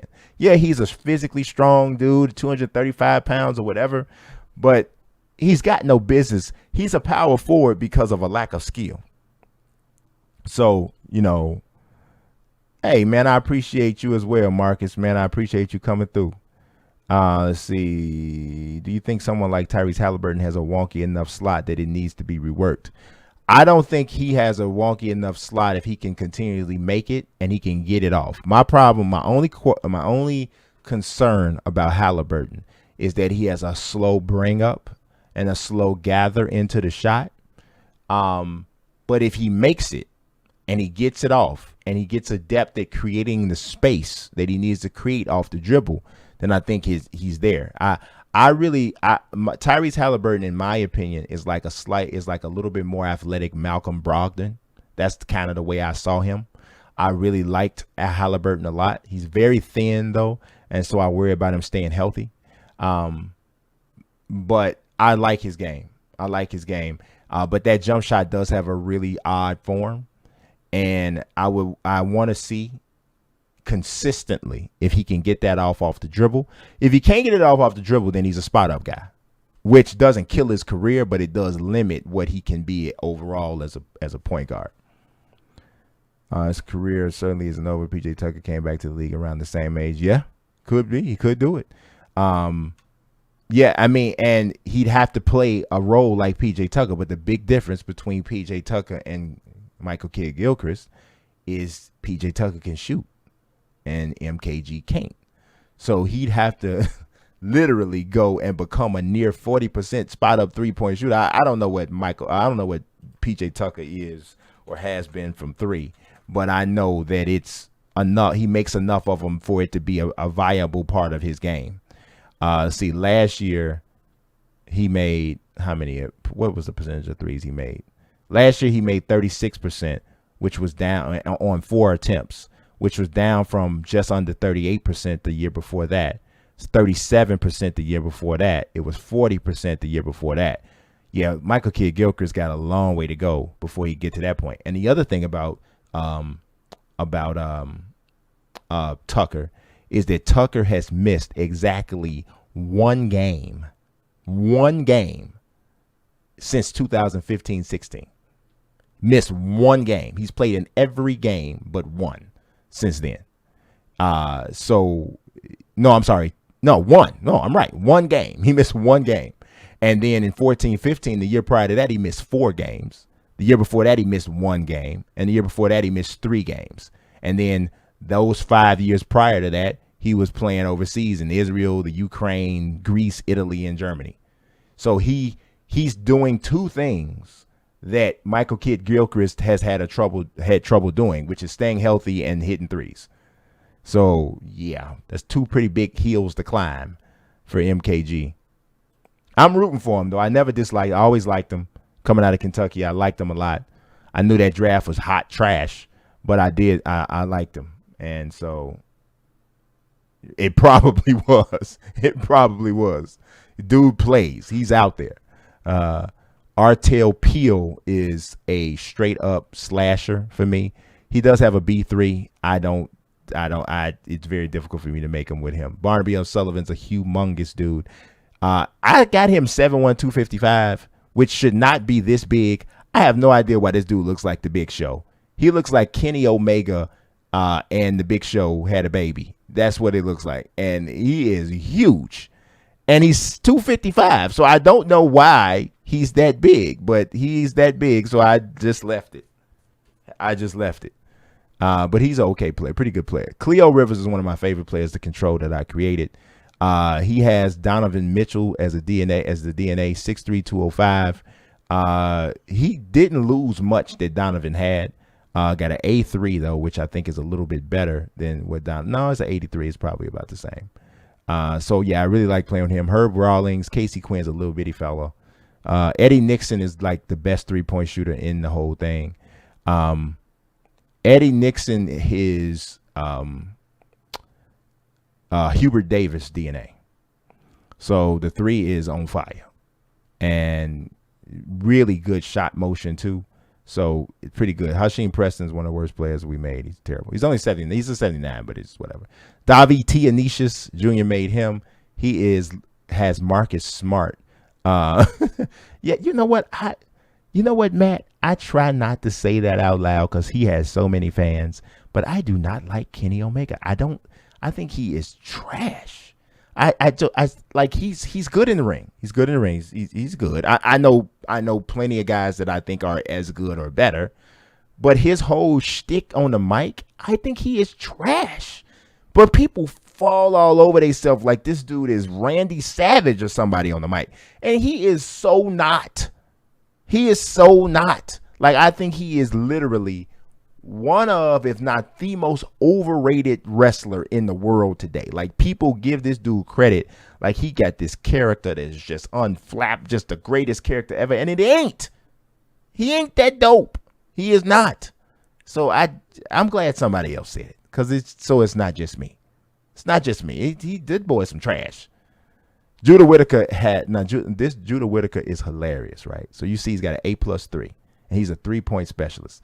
He looked like he just stole something out of somebody's lunchbox, and it's a joke. But if they don't find out, he gonna eat it. But look at this jump shot. And Jim Cornette's an idiot, and Jim Cornette's like a horrible guy. But a lot of the times, the stuff he says about wrestling, sometimes I agree with what he's saying, but he's just like a trash kind of guy, so it is what it is. But look, this dude has an A3, but look, he has Marcus Camby's base and a 71. So he's got like, his green window is solid, but look at this. Like, that shot is big trash. Charles Sheldon is big trash. Caden Black looked like Triple X to me. He looked like Triple X. Just, I don't know. I didn't do that on purpose, but he puts me in the mind of him when I look at it. He's a little guy though. He's only 5'5". Horace Barksdale looked like Dave East to me a little bit. I don't know. Look like Dave East to me. And we got Saxon Merritt. I don't want to get out yet. All right. The Celtics have Alan Walters. This dude's player DNA was based off of Jerry West. He's really good. Charlie Simmons, I can't remember who his player DNA was based off of, but he's pretty solid. He's the only guy I think. Well, no, I think I might have gave one other guy this haircut, but I don't think that other guy has a headband. We got Maxwell Wills. We got Siraji Todd, look like Derek Chisora. Caden Smith. We got Rafe Dowling. Ellis Vargas is much better than his 79. He has fantastic animations. His jump shot's real good, so he plays better than that. Harper Cummins, Caden Thorpe, Craig Vaughn, Kelvin Talley. Miroslav Vesely, I love the way he plays. He's got really good scoring stuff on the post. One of the but it's not power stuff. It's like a finesse post game. It looks cool. The hook shots and the fadeaways, and it looks pretty cool. Guion Yang, love him. He looks like the Incredible Hulk though out of the face. But he looks like the Incredible Hulk midway through transformation or coming back down to David Banner. Love him. He is 7'5", 300. I told you I had too many big guys. We had to stop him after a certain point. But I love him. He can shoot the ball, but he only got a 77. See, Chris Jericho is still such a great wrestler. Would have loved to see Eddie Guerrero still be alive on one day if he would have stayed with WWE and moved on. I think Eddie Guerrero probably would have stayed. They would have just kept paying him. He's too big of a star. It would have been like Randy Orton. They would have just kept paying him. But Jericho is still as fat as he is, he still gets it done. And on the mic, he is just.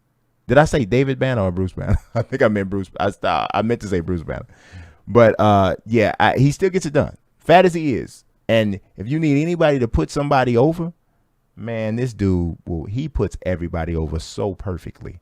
He is, 7'5", 300 pounds is wow. That really is the Hulk. But he's only a 77, and he's a two-way stretch five because he can actually shoot the three. So it's pretty cool playing with him. Alex Thames. Let's see who else we got here. The Clippers, Nehemiah Wilder has Antonio McDyess's player DNA. He's really good. Not flashy at all. Really good. Jock Wallace, I think this was maybe the last freakishly tall guy we had. Player DNA, David Robinson, but his rebounding got smashed on the randomization. D+. So it's like David Robinson. As fat as he is, he's a chunky fella. Jock Wallace is like David Robinson, super tall but unable to rebound. So he can score. He's really a tough. I killed Junior with this guy. I had him.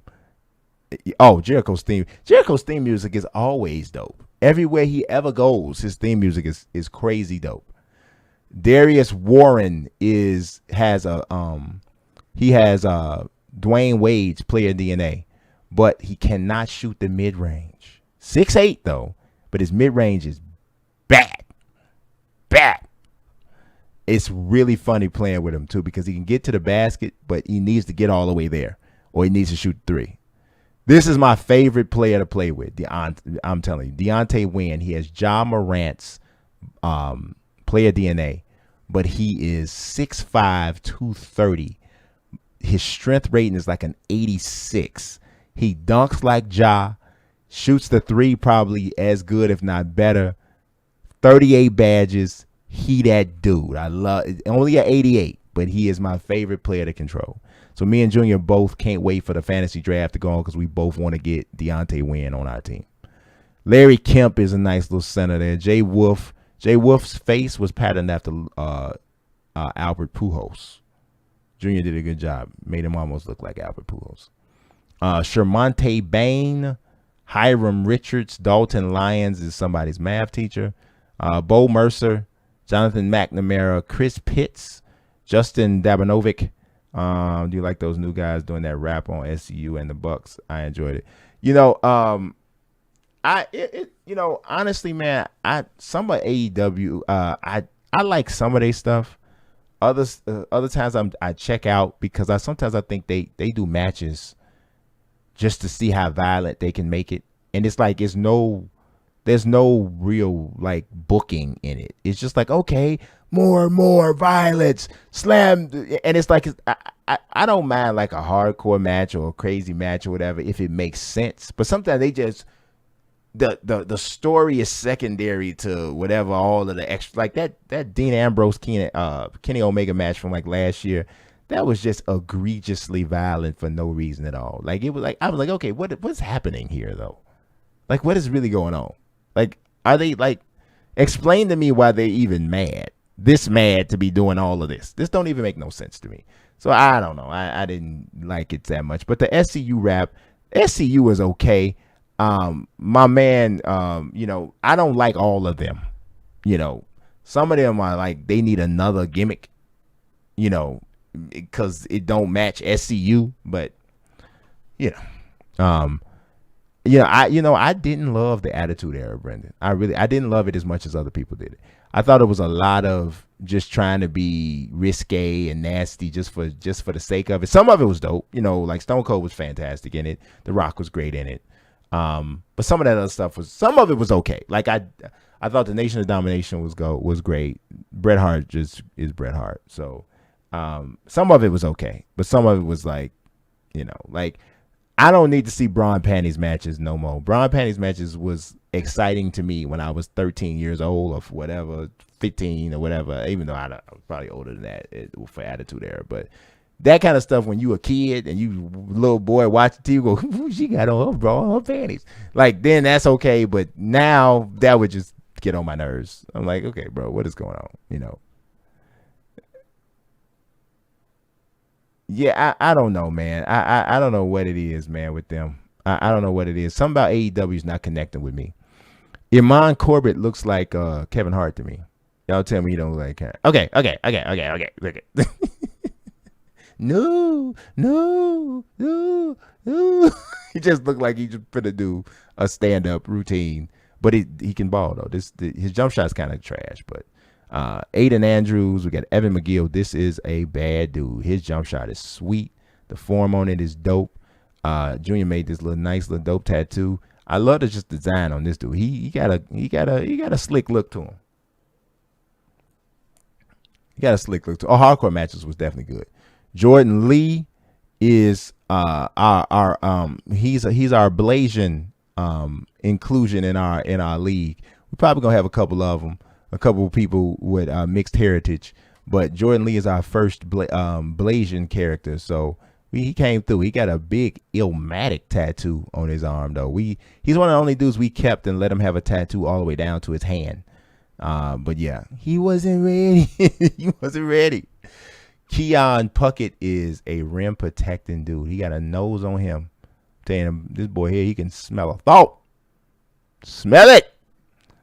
Ricky Logan has like 99 strength, 90 something post control, but he don't dunk.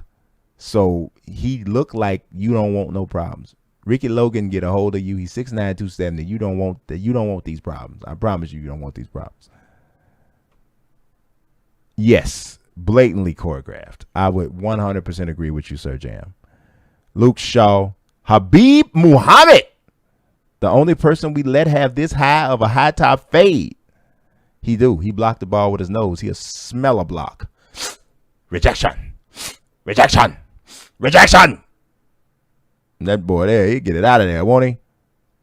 Habib Muhammad has that Cristiano Felicio savage chin hair, neck. I'm telling you, I'm convinced that Cristiano Felicio is waiting until his beard connects to his chest hair. I don't know why this dude won't shave. Like, man, I know it's still a pandemic, but you like go out a lot. You can get a barber to shave your neck hair before it becomes your chest hair, because this is where we're trending with him. And I want I want somebody to have a follicle intervention with Cristiano Felicio, because it's very uncomfortable where we're heading with this. This is Cody Bone. He was modeled after Lil Wayne. We talked about that last stream. Yeah, we did that. We did that pretty good. Stan Cousins looked like he a contact lens model. He worked for Zenny. Everett Morton. Casper Blake. I wanted him to be better because I thought his name was cool. It didn't work out like that. He's all right. Valentino House. Yeah. He's one of the only dudes we gave this haircut. Can't have a bunch of people running around with that. You don't want that. Gotta stay balanced. I don't, man. Felicia, come on, man. I'm trying to tell you, man. I'm telling you right now. I think I can beat Felicio off the edge. Like I really think. I think if you give me the ball and you give me just a little bit of a screen, I'll beat him. I'll get him. I'll get around the corner quicker than him. I can do it. Just trust me. Give me the ball. Give me a chance. Put me in, coach. Felicio terrible, man. He terrible. He seemed like such a nice guy. He do. So I don't want him to lose his job or nothing, But Deuce, the boy is, man, I'm trying to tell you. This dude right here looks just like my father. I ain't even gonna lie. This dude like a young picture of my father. My father was a very dark skinned man. His eyes wasn't like wine colored red like they look here. But this, I'm telling you, I sent this picture to my brother and he was like, why that look like Pop? I'm like, it really does. It really does look like Pop. I mean, the way his nose is shaped, my father's nose was long like this. And so it looks like my brother, because my brother looks just like my father. I look like my father now, but not as much as my brother. But this looks like my brother and my father. So I kind of, he said you can beat her. We both can. We both can do it. I got a soft spot in my heart for Ivan Dixon. He's a 73 overall with no badges, but you look like my daddy. You look like my daddy. So my dad is a floor spacing slasher. I love it. You know what? My father's basketball, the way my father played basketball was so hilarious. So my father was like a rebound. So this is the highest rated player on the game in my roster so far. Siamonte Copeland. He looks like Eric Gordon. He was actually, his player DNA was Bob Cousy. If you check Bob Cousy's ratings on all-time Celtics, and you will see that it is, it was very good. He was very good, right? But I'm back to my father. My father, he would tell you all the time, I was a garbage man. I didn't want to shoot. I didn't want to shoot at all. I didn't want to do none of that. I just want to rebound. I just want to play defense. My whole thing was you ain't going to out-rebound me. So my father, we talking about a long time ago. So my father was 6'3". So in pickup basketball at 6'3" on the street, you are pretty much a big guy. You're a big guy. So he played the big man role. But when he shot his jump shot, I never forget the first time I saw his jump shot. It looked like Dick Barnett and Clyde Drexler. I'm like, Pop, why are you kicking your feet up like that? Like, do you think that is giving you, like, is that like an accuracy lever that you're clicking with that? Like, Pop, and then he turned his feet would go to the side and they would fold up in like a pike position. I'm like, what are you doing? And Pop, you're not making them. You're not making them, Pop. You're not making them. I don't know. You're not making them. They're not going in, and you're wasting energy. This is energy you can keep for the rebound and the defense. This is what you want to play, but you keep kicking your feet. I don't know why you're making scissors with your feet, but he would do that, and I would crack up laughing every time he did it.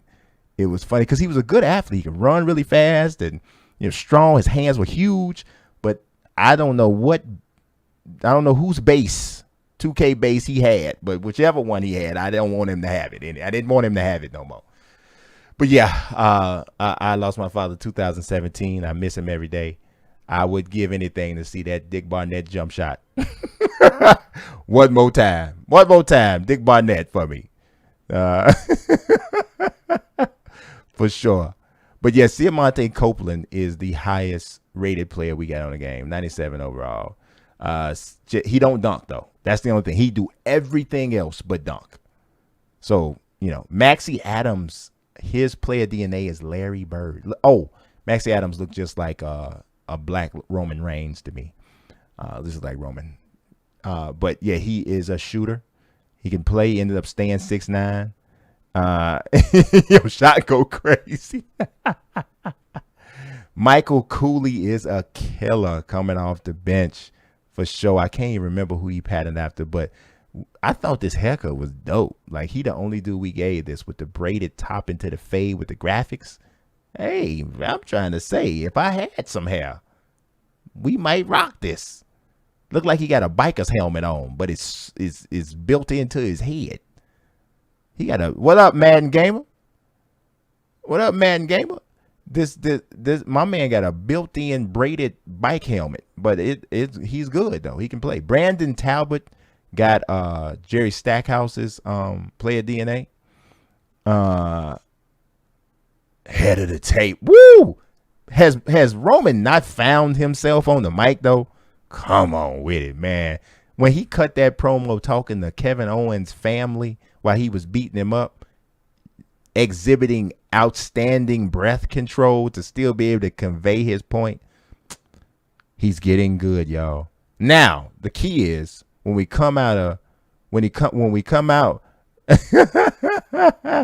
Junior's in the chat. What's going on, June?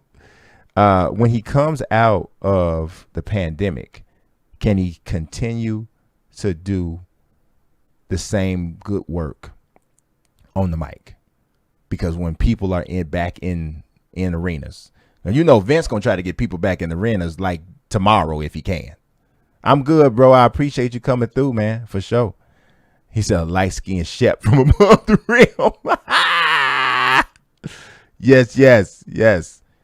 Anybody got 2K19? I definitely got 2K19.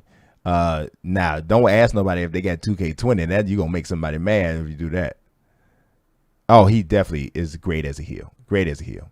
Akil Floyd. I don't know who this brother look like, but he look like he don't talk to him a lot because something might happen bad that you don't want. I don't know what it is, but it might.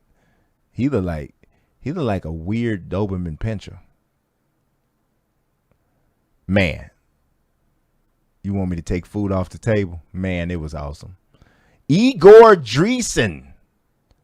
This is a very different looking fella. I love this look. He got the red hair thing. Oh, this what I'm talking about. Oh, his jump shot motion is terrible though. It's Zion's base. You don't realize how hard it is to shoot with Zion's base. Look at this jump shot. My man, he got Zion base with a 108 release. He's just like, flip, flip, game over. Flip, flip, flip, flip. Game over. It is game over if you got to win a game with Igor Dreesen shooting the jump. And he can shoot the three. It's just a horrible motion. Harrison Curtis has Nikola Vucevic. He doesn't dunk standing, but he can dunk on with a running start, which is that's what it is. A really good rebounder. He can shoot the three. I don't know why Junior gave him this whole snowsuit sleeve into a glove. I don't know what's going on. I ain't really sure what that is. I don't know. I don't even know what that is, but he gave it to him. KC Benjamin. This was Travis Scott's face into Zion Williamson player DNA. He looked like you don't want no problems with me. I'm trying to tell you. He got the antidote, and you don't want to see it because the antidote is him punching you in the face. Them socks. Yeah, it's like LaMelo's old shot, Max. Matt, that's what it's like. But yeah, I tried to make his face look a little bit like Travis Scott, but he's got Zion Williamson. Sylvester Crossley looked like he's very he was always very passive in school, and you know people used to just slap his paste off his desktop, and you know he wouldn't say nothing. Teacher say, Sylvester, how'd your paste get on the floor? I just down there. It's just down there. I don't know. It's just down there. Sylvester, pick up your pace. Why did you know he'd sit there and get in trouble knowing that some other little boy named DeMarcus slapped his pace on the ground. He just didn't look at it. Sylvester, pick up your pace. Okay, no problem. Did somebody knock your pace down? No. Did DeMarcus knock your pace? No. He just looked like that kind of dude. Like he just taking stuff a lot. Then he grew to 7 feet, 250 pounds, and he choked DeMarcus to death, and don't nobody know about it. So that's the end of the story. All right. And Keon Thornton. And we got David Figgs. It does look a little like Corey Brewer, though, actually. David Figgs is a player DNA of Andre Drummond. And he another one. You don't want no problems. You don't want them. You do not. Look at this boy's socks. Look like little baby sweaters. You look like he Trying to tell you, he take your 8-month-old sweat off, and that's his sock. His is a huge individual. You don't want this. Arthur Reeves. This was Javonte Davis. Yes, I do think we did a good job here. I forgot who his player DNA was, but I tried to make him look like Javonte. He's out here with the tank. He out here tankish. He's out here tankish. Donovan Sumner. I thought that was a pretty good name. Didn't turn out good. Mikey Fleming. He liked that dude in high school. He was cool. And he lost his hair around 22. Things just start going down, which from there, everybody realized he wasn't as cool as they thought. Now he's still doing the same thing he was doing in high school, and he's 32. So it just is what it is. Mikey Fleming. That's the end. The end. That's it. All right. This Kenny Bruno is player DNA is Kobe Bryant. Coca Pepsi. You bogus. Kenny Bruno is Kobe Bryant. He turned out 6'3". He can do it all. He can literally do it all. And he also got a really good jump shot too. At least I think it's good. Junior said it wasn't that good, but I think it's good. Jump shot 32 with a 36 release. I like it. It's high. And he's got Kobe free throw and all of Kobe's everything here. He's a nasty. He's a 96 overall, too. It's the second highest rated player that we've created so far. And he looked mean out the face. So he don't play a lot of games. You know, his kids don't even do a whole bunch of extra stuff. You know, go out to some place out in the street. Kenny Bruno say, sit down. Which one? Martin Luther King. Who is Martin Luther King? Which one look like Martin Luther King? Martin Luther King. Who look like Martin Luther King? Ain't nobody look like Martin. Who? Which one look like Martin Luther King? I do have a guy in here who I think look a little like Martin Luther King, but I don't think I've seen him yet. Kenny Bruno don't look like no Martin Luther King. Martin Luther King wasn't this dark. Kenny Bruno look like I don't know, but he don't look like Martin Luther King. I started off trying to have him look like Martin Luther King ain't that dark. And Martin Luther King ain't never had a face. Well, I guess I could see why you might have said that, but I ain't never seen a picture of Martin Luther King looking that mean, like ever. Now, Nolan Justice was supposed to look like Imani Bates. Do I have somebody? I appreciate that, Trey Bino. It's that stash. Okay. Gerard McGee was supposed to look like Calvin Johnson, Megatron. Eddie King Jr. Y'all can't sing like Eddie King Jr. Nights like this, I wish the raindrop would fall. See, if y'all know about 5 Heartbeats, then y'all, Madden Gamer definitely knows, because he wouldn't have said Eddie King Jr. if he didn't know. Now, Jabril Richardson is patterned after Big E. So I actually think this came out pretty good, as much as 2K can do. But his player DNA is Robert Horry. Montel Meadows his face is supposed to look like Anthony Mackie. I cannot remember who his player DNA is. It's different as he right now. I was about to say content is in his. No, it's the same me. It's the same me. Now I do have a nephew who has the exact same name as me, who does Nintendo content. He has a YouTube channel that is dedicated to nothing but Nintendo. It's called Nintendo Game Point, I believe is what it's called. He's also an artist. He draws like comic books and things like that. And comic book art. He's really, really talented. Has his own style. Does a really good job with that. So he works as a graphic artist for, I don't know who he works for right now, but I do know that he does. Yeah, that was Anthony Mackie. This is the rapper Jin. So it's the crack face singing in the rain. That was my guy though, man. I love me some Eddie Kane Jr., man. That was my dog right there. Jin Rue. And then Shakinde Thompson. I cannot remember who he was supposed to be, but Junior made Shakinde Thompson. We got Dylan Nava. I just went freestyle on this guy. I wanted to make him look like different. Paul Lacey. Paul Lacey look like he could be some kin to K-Spade.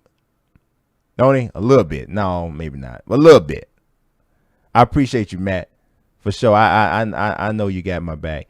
But Paul Lacey definitely looked like he could be in K-Spade family. Like Paul Lacey is K-Spade cousin or something. He definitely looked like he could be down.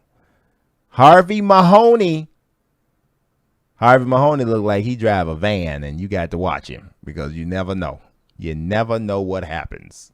You never know. Arik Duncan is Michael B. Jordan. That's what his face was patterned after, Michael B. Jordan. Like he finna say, "Hey, auntie." Franz Robbins. He's a very scary individual. Nobody's eyes should open this wide. That's not appropriate. Albert McKinney. So y'all remember this picture I posted on Twitter. If you don't follow me on Twitter, you should follow me. It's at Unique Mazik. But I posted this picture on Twitter of this fella, and his arm was bent all the way behind his back. So 2K still has some of these glitches where people's arms snap off and they turn into some sort of alien from another planet or something. That happened to Albert. Saladin Rogers. I think I told y'all this last stream. It was a big dude in a classroom that when I was a kid. I graduated with this dude. His name was Saladin. I can't remember his last name. He was huge. Saladin was ginormous. I'm talking about in the 8th grade. Saladin was like 6'3", 300 pounds. I mean, this is a very large individual. And he didn't talk that much. I don't know why, but he was a very large fellow. He was very smart, though. Really smart dude. He looked like Notorious Big a little bit, but his name was Saladin. Smart as a whip, but just hardly ever talked. And didn't nobody say much to him because he was so big we thought he might be able to kill us. So we just left him alone. Jared DeWitt is Junior was supposed to make him look like Eminem. He looked like Skittle instead. I don't know, but it ain't what it is. Yeah, I'm telling y'all, I'm gonna write up these guys' bios. So I want y'all to get prepared to consume some craziness, because some people might be regular. Some of them might not be all that regular. So Willie Rose is one of my favorite players to play with. His face was supposed to look like Jay-Z. He has a player DNA of Mark Jackson, but he got some really good dribble animations for some reason. Alec Beatty is supposed to look like Aaron Rodgers. Aaron Rodgers got shut down in the second half tonight by the Carolina Panthers defense, though. he got shut down for real. But this guy's pretty decent. Dexter Hicks. I cannot remember who he was supposed to be, but there he is.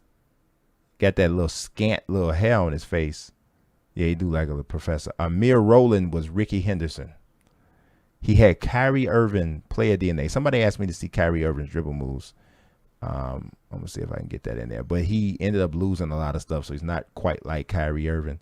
But layup package for Kyrie. So, I mean, it's the same kind of stuff. Then the park size up. And then you got that's one of the best basic size ups. Junior can tell you all about every dribble animation package that's supposed to be had. This dude is like a scientist in it. He is doing. Tracy Morgan, Obi-Wan Ginobili on YouTube made the best Michael B. Jordan. Oh, I gotta check that out. Obi-Wan Ginobili is a dope name in itself. Ahmad Sadiq is Ronald Acuna Jr. Junior made this. I thought he did a great job. This is dope. Just the characters, period. Just overall, dude look like it's like personality coming out of it. Ahmad Holt can really, really score. Do I have the Nets in the East? It's too early for me. It's too early for me right now. I really don't know. Nets look great though. They do look great, but it's too early for me. I gotta see. Hugo Kozlov was Pete Rose. He's pretty decent. I can't remember what the player DNA is. Nate Avery was just some fella. I have no idea. No, he's supposed to be. Oh, I think that was supposed to be Busta Rhymes at one point. Gavin Dean. We got Callum McFarland. I think he looks dope on the court. On the court, he's got a different look to him. He got good handle. Love that. Junior made that one too, actually. Dominic Tucker, Kanye. I can't remember what player DNA is, but I know he's supposed to be Kanye. Yeezy. Got them fat Yeezy jaws. Got them through the wire jaws. The Bulls, I really think that the Bulls are gonna go to the playoffs. I really do. Like the UFL, but Yeah, a little bit like that. A little like the UFL for basketball. But I really do think the Bulls are going to go to the playoffs. I have a prediction that the Bulls are going to be 41-31 in the regular season. One of the biggest surprises of the season of the year in terms of from a win-loss record. I don't know if they're going to win a playoff series, but that was my prediction from them from the beginning. Now, obviously, that's contingent on not having Zach go down, not having Kobe White go down or Larry Markkinen go down for an extended period of time.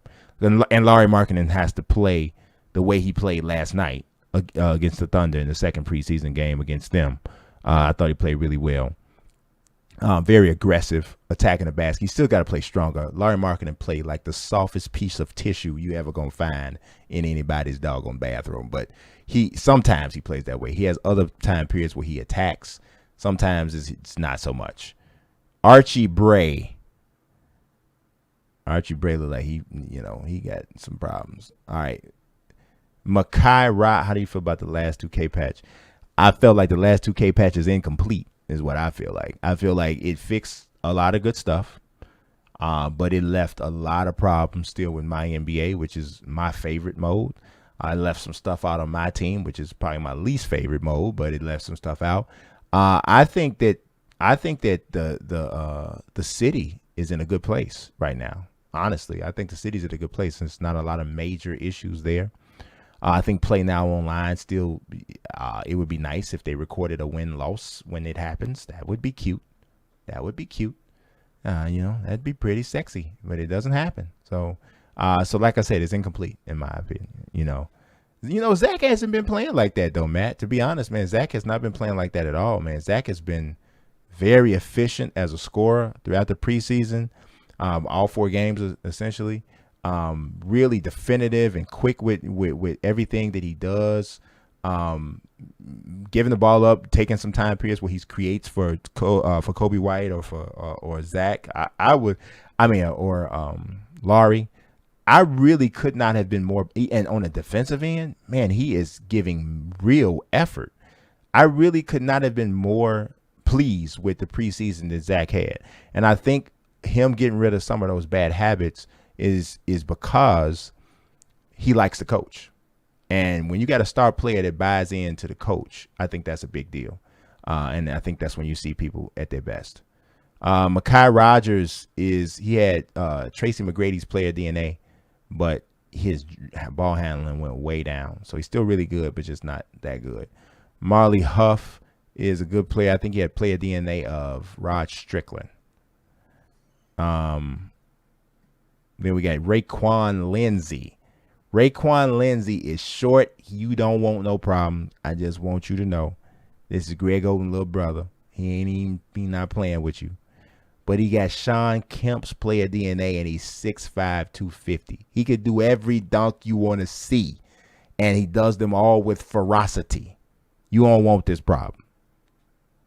Breland Vega, we got Kyler Mack was player DNA is Derrick Rose, but ball handling got killed. Denny Avija. Yeah, I like Denny. I think he's been playing much better than a lot of people thought. Prince Reese, player DNA is he did like that. Your Junior said the same thing. Junior said like Randy Moss. Player DNA is George McGinnis for Prince Reese. Ricky Evans, you got Akeem Roche. His player DNA is Michael Porter Jr. He's good. This is like controlling him is like, yeah, he's pretty slick with it. Let's see, Lucas Broadhurst. I really like the way he plays too. Michael Tyee is a Native American character that we created.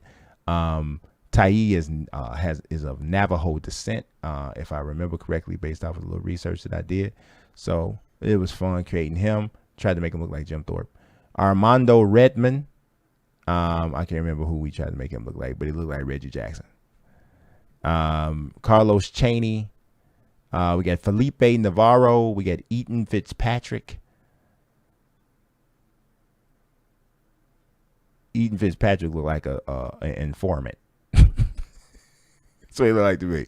Max Toppington, player DNA is all-time Wizards Bernard King. I like him. Zaire Hyde. I can't remember who his player DNA is, but. And then we got Miyasato Yuki, whose player DNA is Derek Harper. Derek Harper got really good ratings in this game. So Miyasato Yuki can ball. And his jump shot's a little slow for me, but Junior is a humongous anime fan, so he loved doing this because he was just basically creating like some variation of some character that he loves. I'm actually trying to get into anime with him a little bit so we can watch something together. Moses Neal, this is Zazar's brother or something, his cousin. It's gotta be. He's a big person. He has Vlade Diva player DNA, 6'11", 265. I love it. One of my favorite players. Kareem Clay has all-time Raptors Vince Carter player DNA. Junior gave him these blonde braids.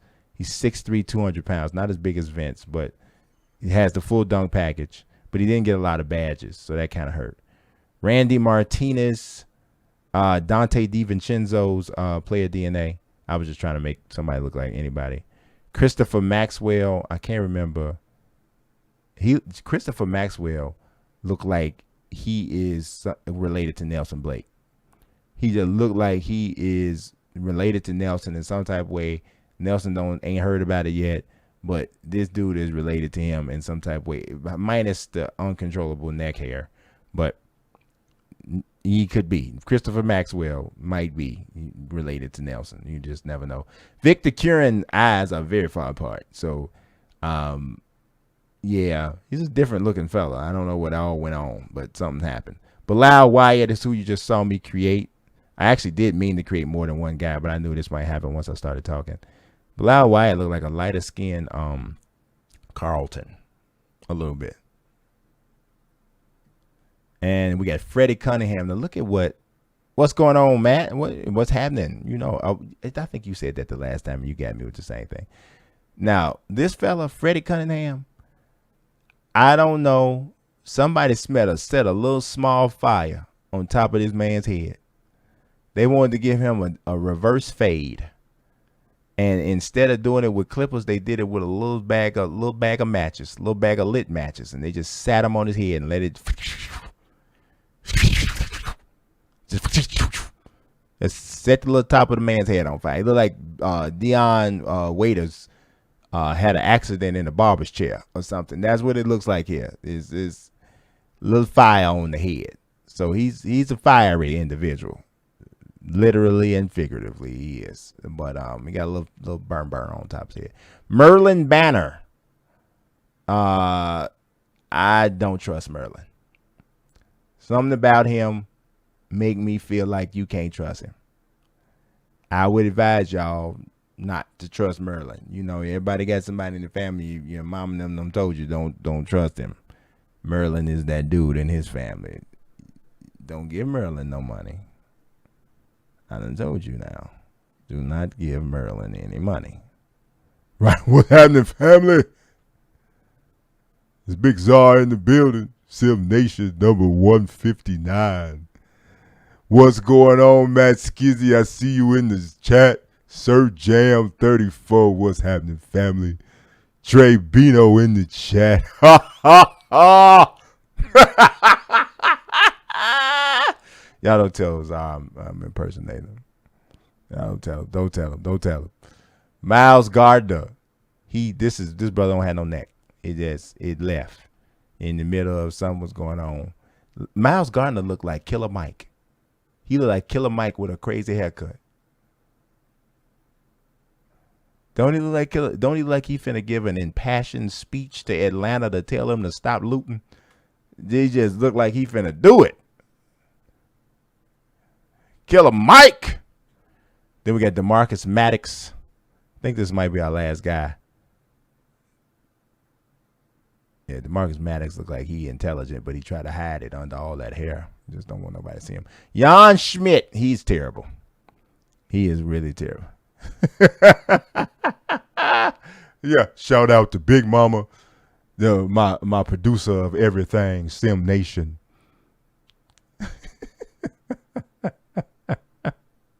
He got a Ponzi scheme going. He got a Ponzi scheme. Oh, Jan Schmidt I ain't understanding what's going on with his eyes. Jan Schmidt look like some type of fish that you ain't really supposed to eat. Is like, they tell you just look at it. Don't do nothing with it. Power Wow, candy paint. Power Wow dripping candy paint in the Did y'all ever notice how many times Power Wow say candy paint? Power Wow, everything is candy paint. Power Wow can do a song about curtains. He be like, and I got the candy paint curtains down in the living room, candy paint. Everything is candy paint. I'm like, if you say candy paint one more time, I'm gonna leave. I'm gonna leave the whole house. I like Paul Wall though, I really do. But there's a lot of candy paint going on. There's a lot of it, and I don't think anybody needs that much candy paint. Just me. But that's all we got. The next team to completely dump out is the Knicks. We're gonna do that, and I also need to get off this stream because I'm gonna get a divorce in about 5 seconds because my wife I'm supposed to watch a movie, and that was supposed to happen at 1:00. Y'all got me in trouble.